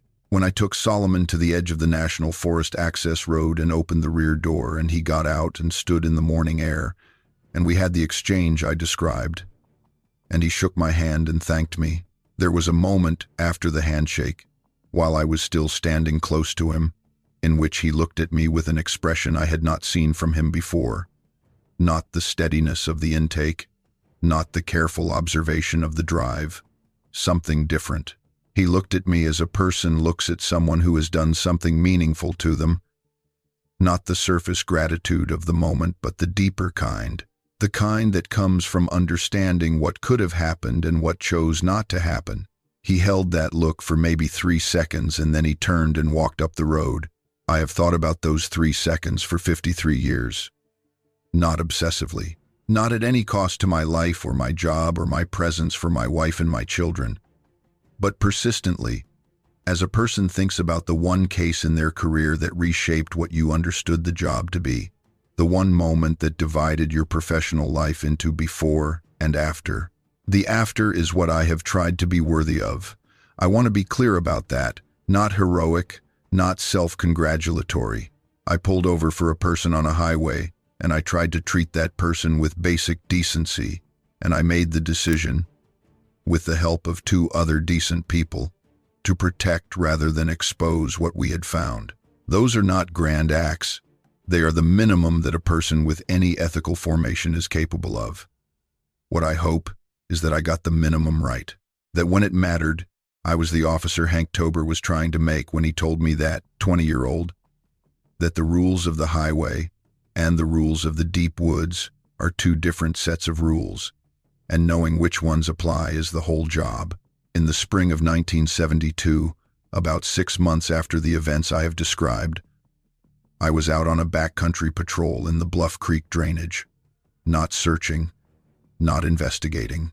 Routine patrol. The kind I ran 2 or 3 times a month through that watershed because it was in my zone and because keeping a presence in the remote areas was part of the job. I had parked the unit at the end of the maintained road and walked about 2 miles in along a game trail that paralleled the creek when I came to a place where the trail crossed a section of soft alluvial soil at the edge of a gravel bar. I stopped. In the soft soil, fresh, pressed deep by enormous weight, were 3 footprints. Bare, human in shape, but well beyond the range of any human foot I had ever measured. 2 of them were partially overlapping, suggesting a turn, and the third was pointed back toward the road, the direction I had come from, toward the road, as if whatever had made them had seen me approaching and changed direction. I stood there looking at those prints for a long time. I did not measure them. I did not photograph them. I had my kit in my pack, and I left it there. I studied the prints, their depth, their spread, the individual press of the toes into the soil, and then I turned around and walked back to my unit and drove back to Willow Creek and wrote nothing in my report about what I had seen. I wrote that the patrol had been routine and that conditions in the Bluff Creek drainage were normal for the season. I have never regretted that decision. Not for a single day. The patrol was routine. The conditions were exactly as they had always been. The only thing that was not in the report was the evidence I had chosen not to document, and I made that choice with the full weight of what I had learned the previous October behind it, and I stand by it now at 79 the same way I stood by it at 28. I want to address a challenge that I think is coming for me, a challenge that I imagine some of you will make, and that I want to answer directly because it is a fair challenge, and I respect it. The challenge is this. If what I am telling you is true, why should I be believed? What makes my account of events from 53 years ago credible, given that there is no living witness other than me, no documentary evidence that can be independently verified, and no physical proof that can be examined? These are reasonable questions. They are the questions I have asked myself. They are the questions that kept me from telling this story for 53 years. My answer is what it has always been. I am not asking you to believe me. I am asking you to consider the account on its own terms. The internal consistency of it, the specificity of the detail, the accuracy of the geography, and the institutions and the legal framework, and to make your own judgment about whether what I have described is more or less likely to be honest than its alternative. I was a law enforcement officer for 23 years. I took testimony for 23 years. I know what an honest account sounds like, and I know what a constructed one sounds like, because I spent my career distinguishing between them. What I am giving you is an honest account. What you do with it is your own business. But I will add one more thing, which is this. The Bluff Creek drainage in Humboldt County has the highest concentration of documented encounters in the state of California. Not rumor, not legend, not campfire story. Documented encounters, reported to law enforcement or Forest Service or wildlife agencies, by people with no particular incentive to fabricate. The general area within 40 miles of where I picked up Solomon on Highway 299 has generated more credible reports over the past 100 years than almost any other comparable area of wilderness in the country. I worked that patrol zone for over 2 decades. I talked to the loggers and the fishermen and the Forest Service crews and the Hoopa families on the reservation, and I heard things, carefully and without recording them, that formed a picture of the watershed that was entirely consistent with what Vera had told me. Not the specific details of her account. The broader pattern. The pattern of a presence, large and intelligent and territorial and occasional, moving through that country on its own schedule, by its own rules, leaving signs that the people who worked the land registered and accommodated and, for the most part, chose not to report because reporting would have required explaining, and explaining would have required a vocabulary that none of them had. I had the vocabulary. After October of 71, I had a name that went with the vocabulary, but I chose the same thing they chose, which was accommodation, quiet presence. Acknowledgement without documentation. The understanding that some of what moves through that country is owed a privacy that the law does not formally recognize, but that any person with a working conscience can choose to extend. There is a woman I want to mention, though I will not give her name, who is still alive and still living in the Willow Creek area. She is in her 80s now, and she grew up on the Hoopa Valley Reservation, and she worked for a time as an interpreter and cultural liaison for the Forest Service. And she told me, years ago, in a conversation that was not about Solomon and not about any specific incident, but was about the watershed generally, that the Hoopa people have always known the watershed was occupied beyond what the federal land maps show. The knowledge of this was not secret exactly, but not offered freely either, because the people who needed to know it already knew it, and the people who did not know it were usually better off without it. This was not a judgment about outsiders, she told me. It was a practical observation about the relationship between knowledge and responsibility. If you know, you are responsible. If you do not know, you are not. Keeping a thing unknown was sometimes a way of protecting people from a responsibility they were not equipped to carry. I have thought about that framing often in the years since she offered it. It describes, better than I have ever managed to describe it myself, exactly what Ray and Claire and I were doing when we sealed that file. We were not hiding the truth from people who deserved to know it. We were protecting people from a responsibility they would not have known how to carry. The responsibility of knowing that what is in those mountains is real, is specific, has a name and a face, and a way of looking at you that is more considered and more patient than anything your training prepared you for. That is a weight. It is not an impossible weight. Ray carried it until he died. Claire carried it, I assume, though I lost contact with her in the 90s. I have carried it for 53 years, and it has not broken me, but it has changed the shape of me. As any weight you carry long enough changes the shape of the person carrying it. My son, who is 51 years old and works as a veterinarian in Redding, called me 2 weeks after Ellen died and asked me how I was holding up. I told him I was all right. I asked what I was thinking about. I said I was thinking about the Trinity River. He said the Trinity River is about 150 miles from your house. Dad, what are you doing thinking about the Trinity River? I told him it was hard to explain. He said he had time. I told him I was thinking about how it looked in October. The color of the water when the light came through the canyon at a low angle. The sound it made in the riffles over the gravel bars. He was quiet for a moment, and then he told me I had always had a thing about that river. Yes, I told him. He asked what it was about it. I told him it was the age of it, the fact that it just keeps going through every season, every decade, regardless of what the people around it are doing or not doing.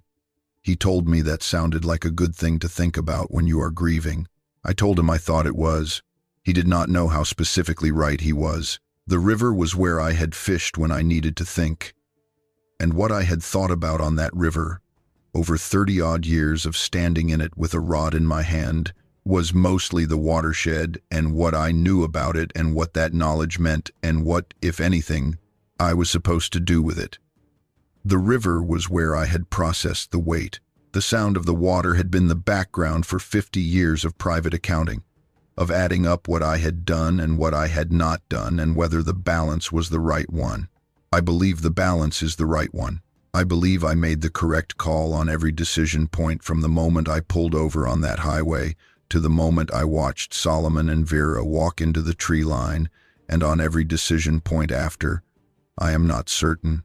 Certainty is not available in the territory I have been operating in, but I believe it, and I have found, at 79, that belief is often the most honest thing available to you, more honest than the false certainty that comes from pretending the questions have cleaner answers than they do. There is one more thing I want to say, and I have been circling around it for some time now, because I think it is the most important thing in this account, and I have been saving it for when I was sure of the words. I was afraid when I pulled over. I did not admit this in the earlier part of this account because the fear came on gradually, and I want to be precise about the sequence. In the moment of pulling over, on training and instinct, I was not afraid. I was procedural. I was doing the job as I had learned to do it. The fear came as I got close enough to see him clearly. And then the fear was not the fear of a man who thinks he is about to be attacked. It was a different fear. The fear of standing at the edge of a territory larger than your current self is equipped to handle. The fear of the third category, of the thing that is real and verifiable and outside the framework. That fear did not go away when I drove him to the substation. It did not go away during the night in the office or during Ray's examination or during Vera's account. It was present throughout, a steady background hum behind everything else.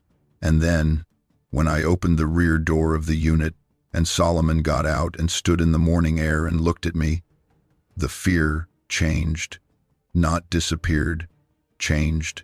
It became something more like what Vera had described feeling on that February night in 1950, when she stood in the snow looking at a face that had no adequate name and felt what she had expected to be terror that turned out to be nothing of the kind. I was afraid, and then I was not afraid. And what I was instead was part of a moment that was going to be one of the defining moments of my life, whether I chose it or not, in a place I had chosen to be, doing a job I had chosen to do, and the only question available to me was whether I was going to do it with integrity or not. I chose integrity. I hope I chose it well. I hope Solomon, wherever he is tonight, knows that the deputy who pulled over for him on Highway 299 in October of 1971 tried to do right by him. I hope Vera, if she is still in those mountains somewhere, knows that the file she asked me to take care of is taken care of, and that the people who knew about it took what it meant seriously, and that none of us ever looked at those drainages the same way again. I hope they are well. We are well. Thank you. That note, the one on the flattened cracker box, in the large, deliberate handwriting, with the charcoal and pitch that left a smell on my fingertips for 3 days after I first unfolded it, that note is the closest thing I have to an ending. I do not have a tidy conclusion. I do not have a resolution that puts everything back in order. What I have is a story that ran from an October night in 1971 to a morning in 1974, when I found a piece of cardboard under my wiper blade on a logging road in the Bluff Creek drainage, and then a sound over the water in '83, and then 50 more years of living with the knowledge and the silence and the particular quality of attention that comes from knowing that the forest is not empty. The forest is not empty. It never has been. And the thing that is in it is not a monster and is not an animal and is not a myth. It is a presence that has looked at us across 53 years of quiet mornings and has chosen, again and again, to let us go on not knowing. That restraint is not ignorance. It is a decision. It is, in its own way, the same decision I made at that forest road in 1971, when I watched 2 figures walk away into the trees and chose not to follow. We are all better for that choice. The ones who made it from inside the forest, and the old deputy who made it from outside, standing in the October cold with his hand still warm from the handshake, still warm, even now. The first kind of choice that maintaining that silence required was the most routine. Every time the subject of Bigfoot came up, which in Willow Creek in the 1970s and 80s came up with notable regularity, I had to choose how to respond. The town was becoming more self-conscious about its reputation in those years. The museum that would eventually become the Willow Creek China Flat Museum had its first Bigfoot exhibit in 1980, which I remember because I attended the opening as a courtesy to the organizers and stood in front of a plaster cast of a footprint and looked at it for longer than was probably socially comfortable. The footprint cast was from a track found near Bluff Creek in 1964. It was large, human-shaped, bare. The toes were individually formed. I had seen those exact proportions on the footprints in the alluvial soil in the spring of 1972. I had seen a living version of what made them. Seated in my interview room, pressing his fingers to a standard print card that was too small. I looked at that plaster cast and I did not say anything. A man standing next to me, the owner of the bait shop on the main road, told me he had heard there was a big track found up by Onion Mountain the previous year. 2 deputies from the county had gone out to look at it. Nothing came of it. He looked at me. "You were up that way, Walt. You ever see anything?"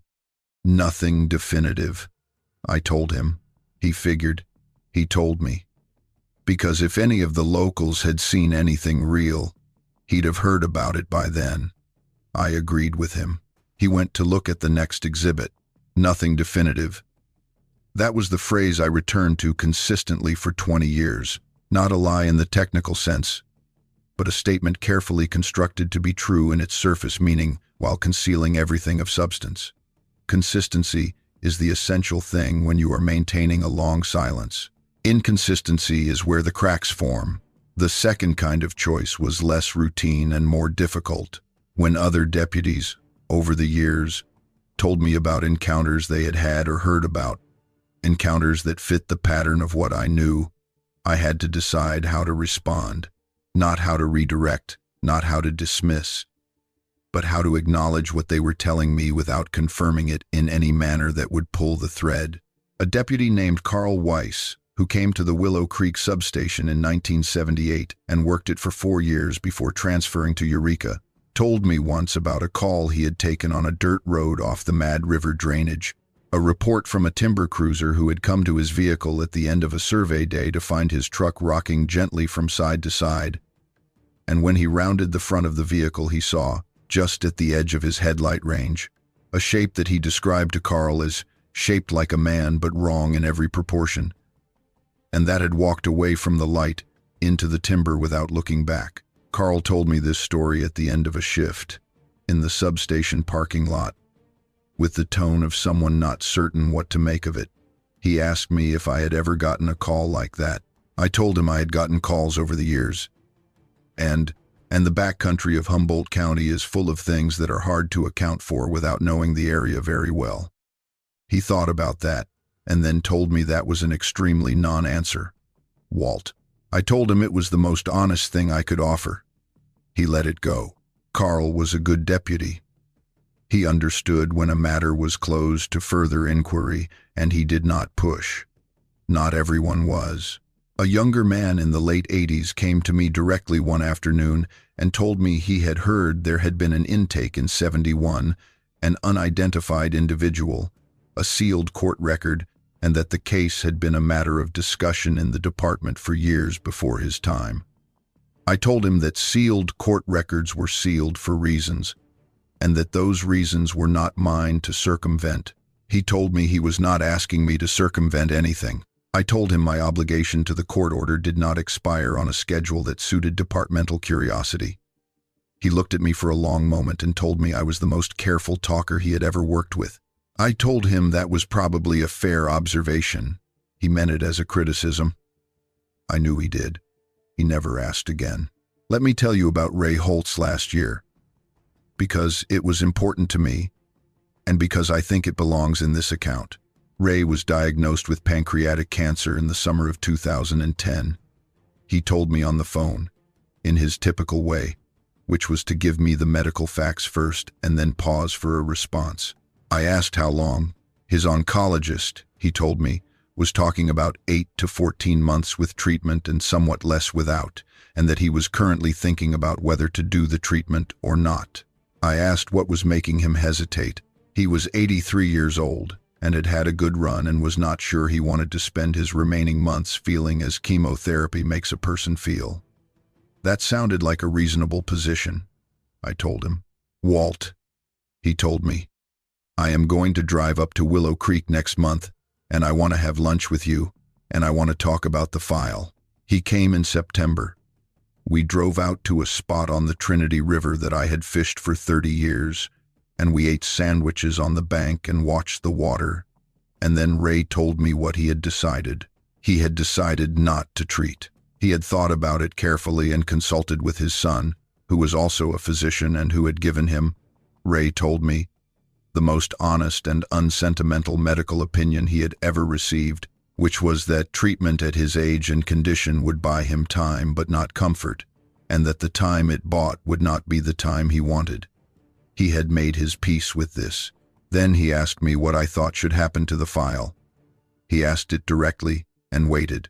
I told him what I had told him before, that the protective choice was the right choice. He wanted to push on it. Suppose, he told me, that what we documented has genuine scientific significance. Suppose that the measurements in those notes could tell researchers real things about the biology of an organism that has otherwise never been scientifically documented. Suppose that by keeping it private, we are depriving science of information that could, in the right hands, be used not to harm what is out there but to understand and protect it. Is the protective choice still the right one? I sat with that for a while. The river went past. A great blue heron stood on a rock 20 feet upstream and watched the water with the total patience of its kind. I told him I had thought about that version of the argument many times. I told him that every time I had thought about it, I had come back to the same place, which was that the right hands and the wrong hands are indistinguishable in advance. That any information released into a system as large and as chaotic as the modern research and media landscape cannot be controlled once it is out, and that the beneficial uses and the harmful uses move through that landscape at the same speed, and that I did not trust the beneficial uses to outrun the harmful ones. I told him that the specific harm I was most concerned about was not malicious research or deliberate hunting, but simple attention, the focused, well-resourced attention that a formally documented biological discovery of that magnitude would bring to the Bluff Creek watershed, that what was in those drainages had survived and continued because it was unknown, officially unknown, and that making it officially known, even with the best intentions, would change the conditions of its survival in ways that were not predictable and were likely to be bad. Ray listened to all of that and told me he had thought I would say that. I told him I had thought he might test me on it. He had needed to hear it one more time. He was leaving the file to me in his estate documents. He told me, which I told him I had already understood. Good. He trusted my judgment on this more than his own, which was the most generous thing he had ever offered me, and I told him so. He was dying, he told me, and could afford to be generous. We sat there until the sun got behind the ridgeline and the temperature dropped and the heron lifted off the rock and flew south down the canyon. Ray watched it go and told me he loved this river. I did too. He had fished it maybe a dozen times in the 30 years we had known each other, and he wished he had fished it more. I told him we could come back before the season ended if he was feeling up to it. Maybe, he answered. He never made it back. He died in February of 2011, at home in Eureka, with his son and his daughter-in-law present, which is what most of us hope for. I drove to Eureka for the memorial. It was a small service, maybe 60 people, at a church near the waterfront. Afterward, his wife, Margaret, took my hand in both of hers and told me that Ray had spoken of one chapter of his career that he was glad he had handled it as he had, and that he had told her the chapter involved a deputy from Willow Creek. She told me that Ray had called this chapter the thing he was most proud of in 40 years of practice, and that she had never asked him what it was. I told her it was about doing right by someone who had no one else to do right by them. She looked at me for a moment and told me that sounded like Ray. Yes, I told her. Exactly like Ray. I have been in the Trinity River Canyon more times than I can count since that afternoon with Ray. I have been there as a person returns to a place that has become part of the ongoing conversation they are having with their life. Each time I go back, the river is the same river and a different river, which is the nature of rivers. The water that is there is not the water that was there the last time. The gravel bar shifts a little. The pool deepens or shallows. The alders along the bank lose a tree to a winter storm and gain a stand of young ones in the opening. But the character of the place is consistent. The way the light comes down through the canyon in October. The particular quality of cold in the morning air when the fog is still sitting in the drainage.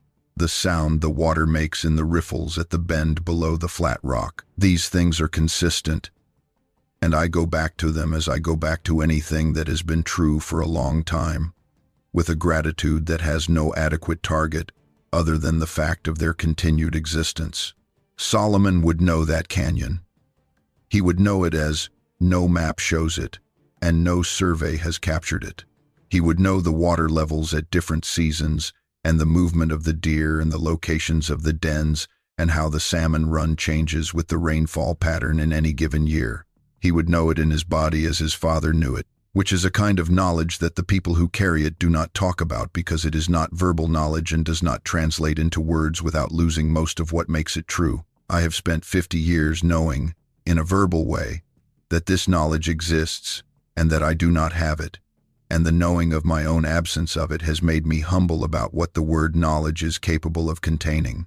My daughter, who is 47 and lives in Portland and teaches high school biology, called me last year and told me that she had been reading about indigenous knowledge systems, about the ways in which traditional ecological knowledge preserved in oral traditions encodes information about ecosystems that Western scientific methodology is only now catching up to.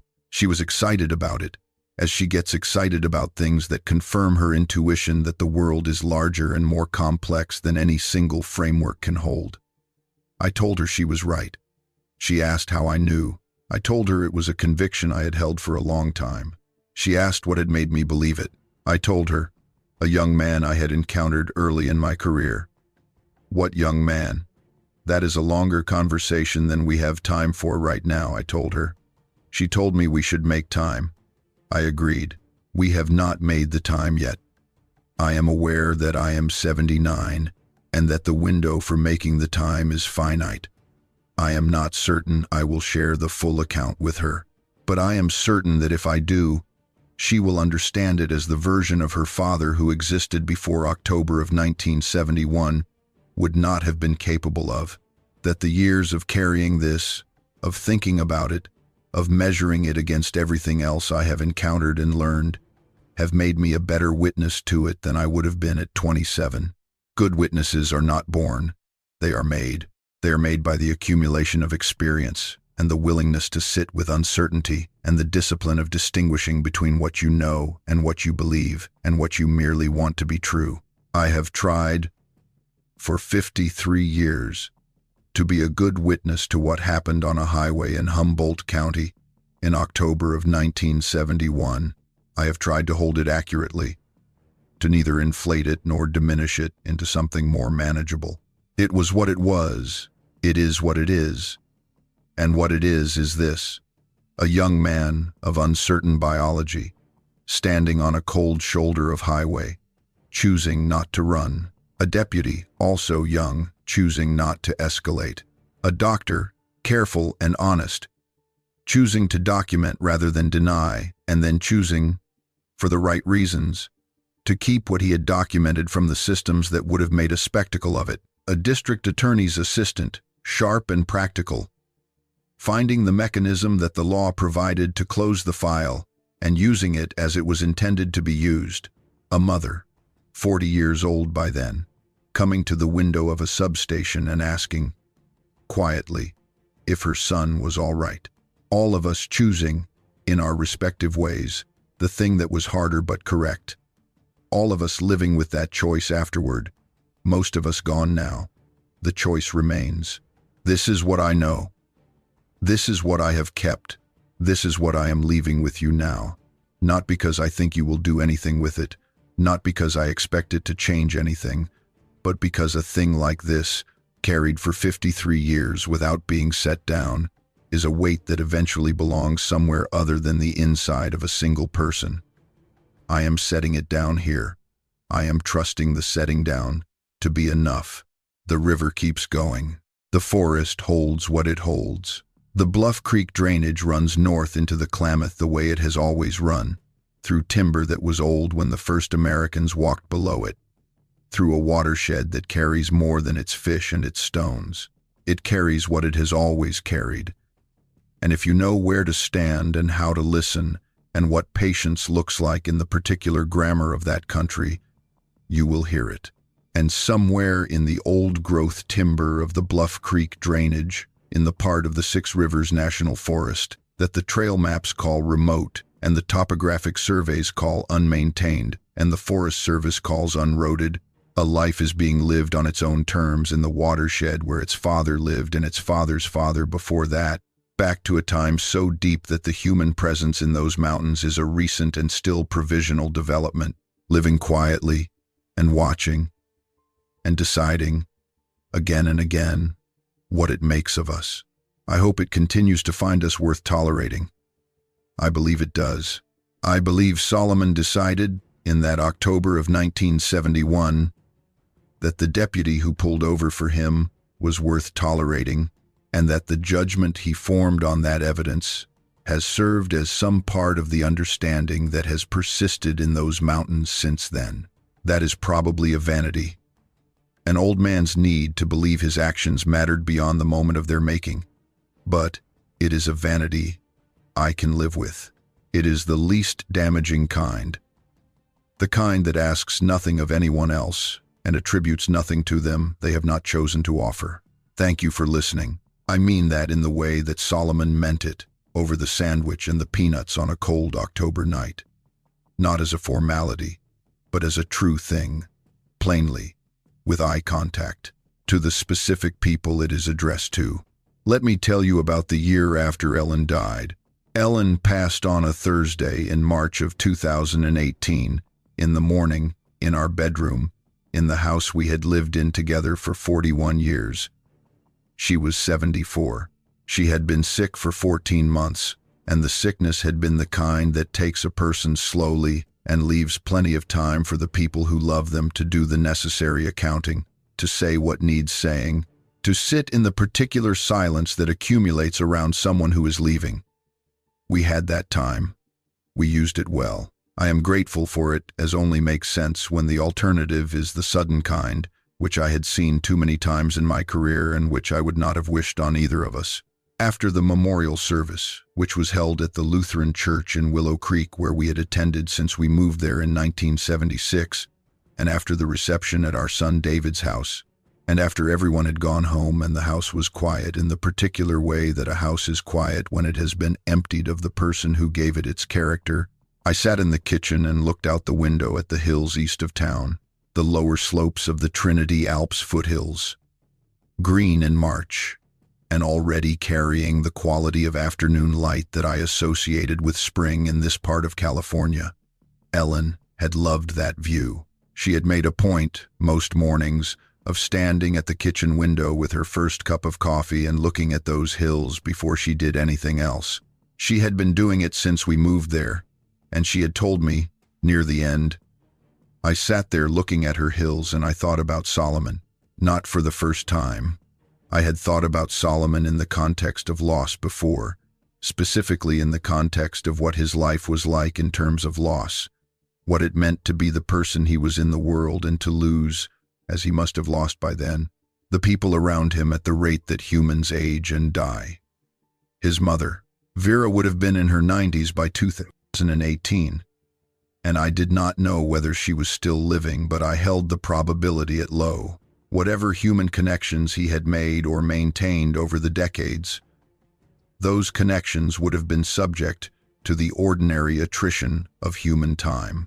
I did not know whether his father was still living either, and I did not know how longevity worked for an organism of that kind, what the natural lifespan looked like, whether the decades had changed the situation in that watershed in ways I had no way to track.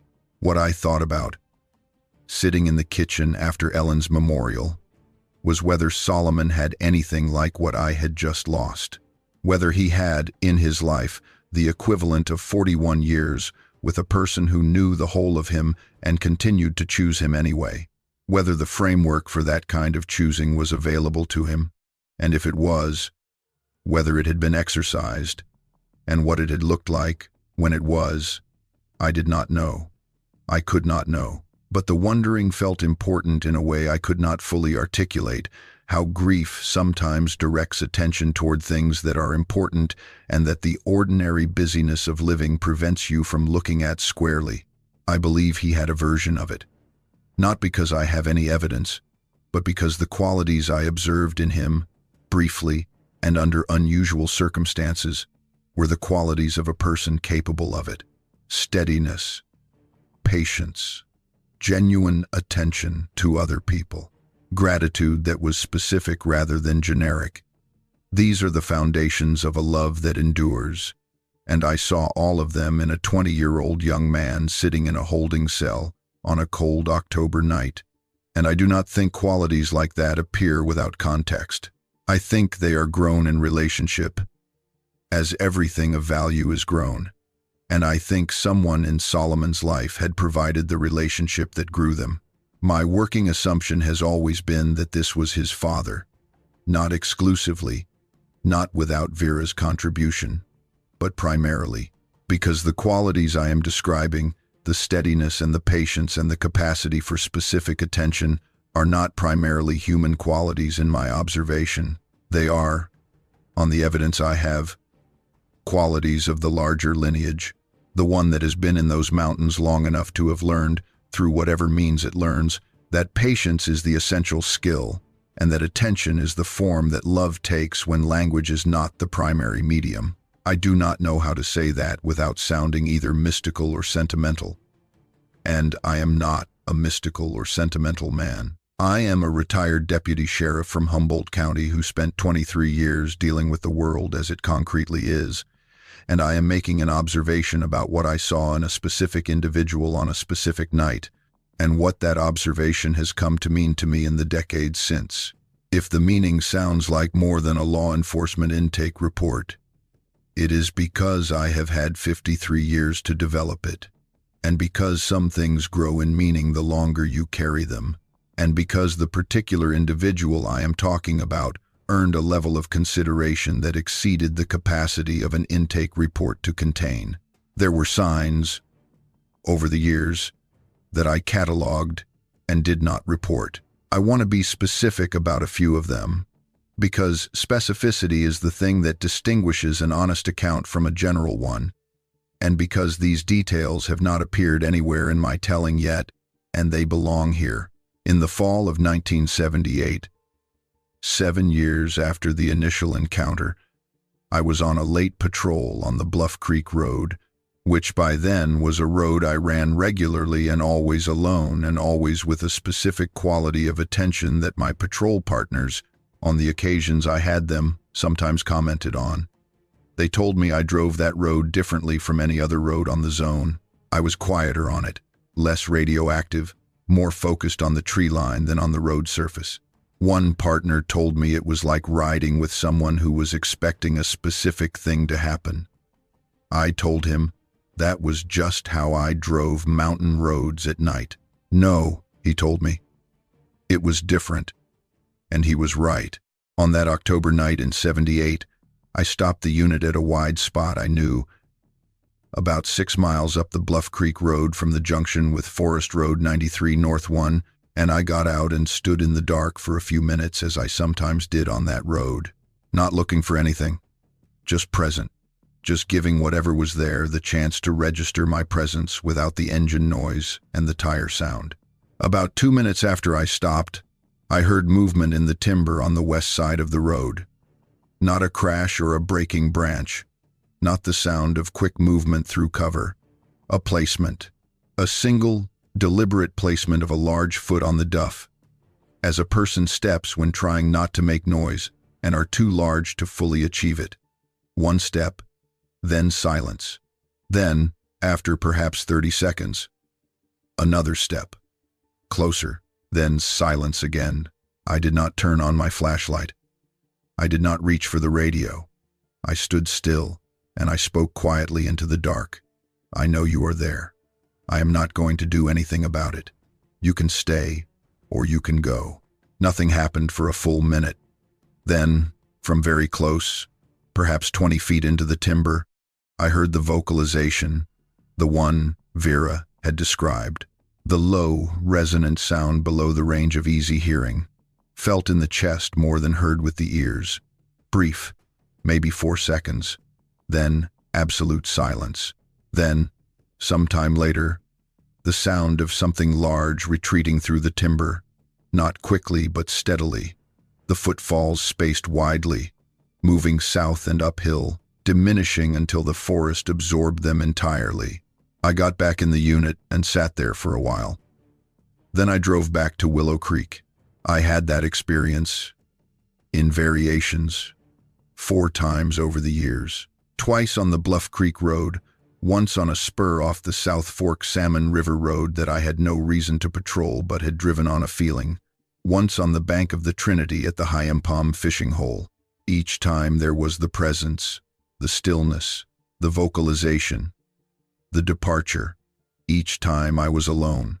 I believe the solitude was intentional. I believe whatever was making those assessments understood that a single deputy on foot or leaning against a patrol unit was a different proposition from a deputy with a partner or a radio active to dispatch, and that the encounters happened in the version of my presence that was most like the presence I had offered that morning when I watched them walk into the trees. I believe I was being checked on, not managed, not surveilled in the way that implies threat assessment. Checked on as you check on someone you have a relationship with, to confirm that the relationship is still what you understood it to be. Each time, I gave the same answer. I stood still. I did not escalate. I spoke plainly into the dark, and I let them go when they chose to go.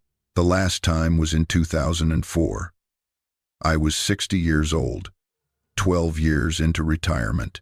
I had gone out to the Bluff Creek area on no particular errand, which by then I did 2 or 3 times a year, more often in the fall, when the light and the temperature conspired to make the country look as it had looked on that October night in '71. I had parked and walked about a mile up a trail that I knew well, and I had sat on a log at a spot where the trail opened to a view down into the drainage. No footsteps that time. No vocalization, but for about 15 minutes, I had the clear and specific sense of being watched from the timber on the ridge above me.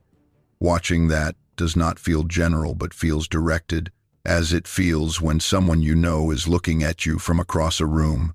I sat on the log for the full 15 minutes and then the watching stopped, as cleanly as a light being switched off, and the forest around me became the ordinary forest again. I drove home and told Ellen I had been for a walk in the hills. She asked if I had seen anything interesting.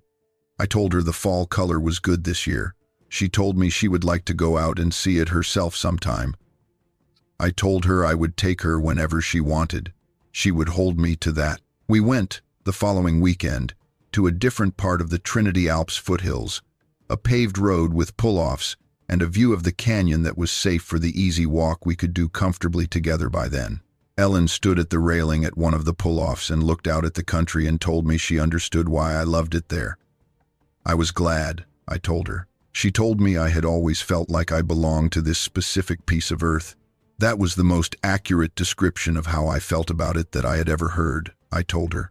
She thought it was more common in men who had done physical work outdoors for a long time, that the land got into them in a way it did not get into people who had spent their lives in offices.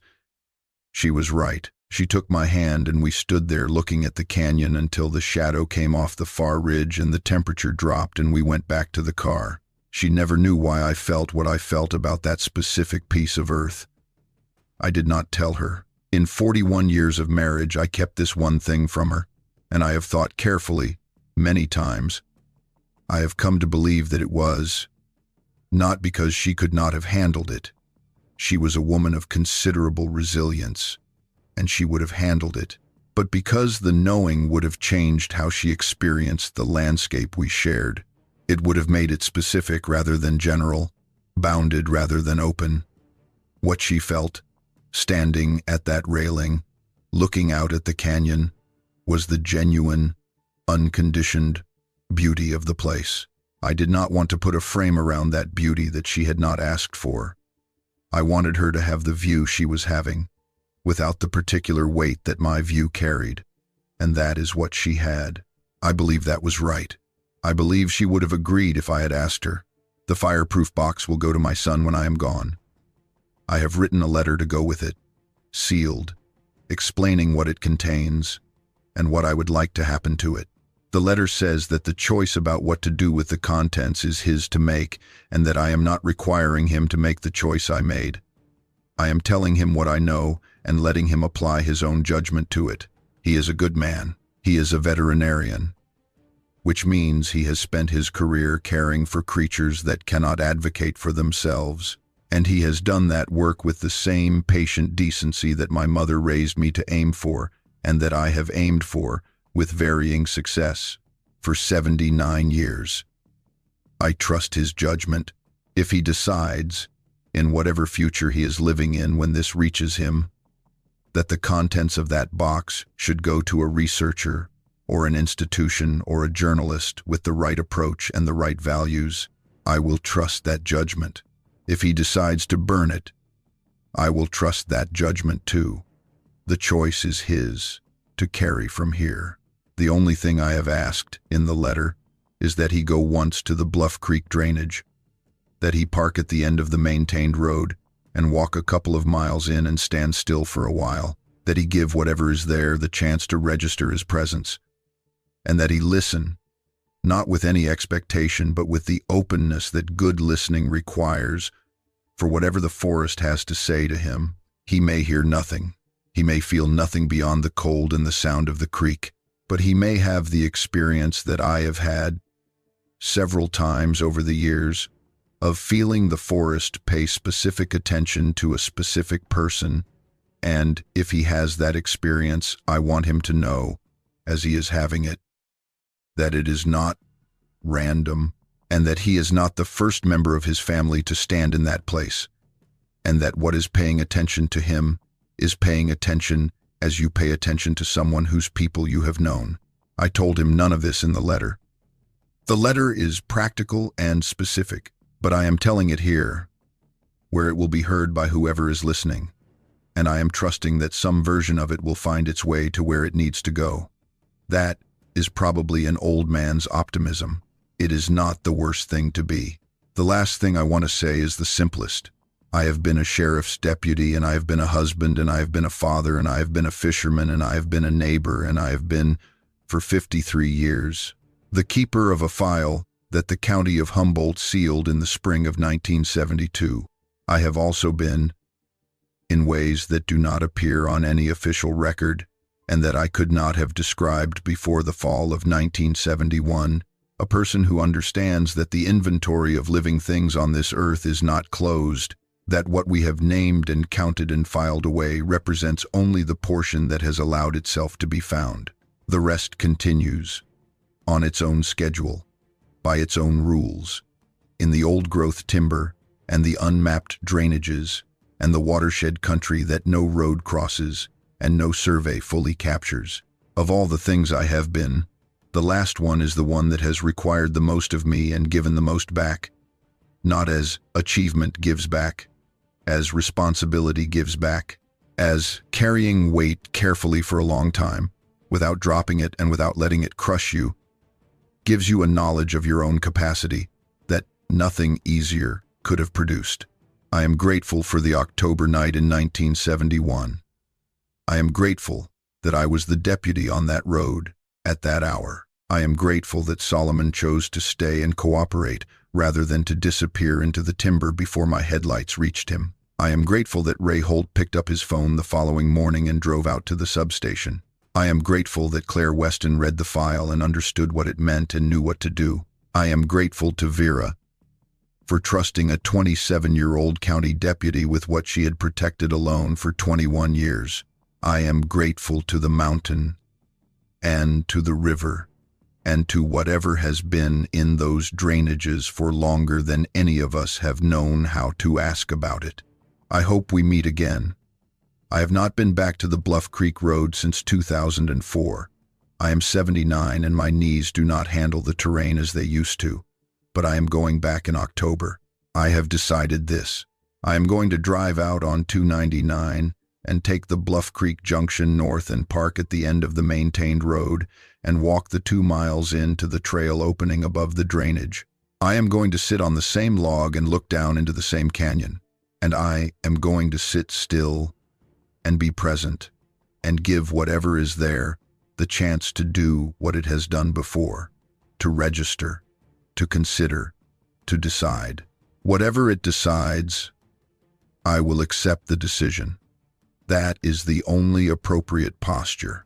That has always been the only appropriate posture for the old deputy on the shoulder of Highway 299 in October of 1971, and for the old man in the October of now.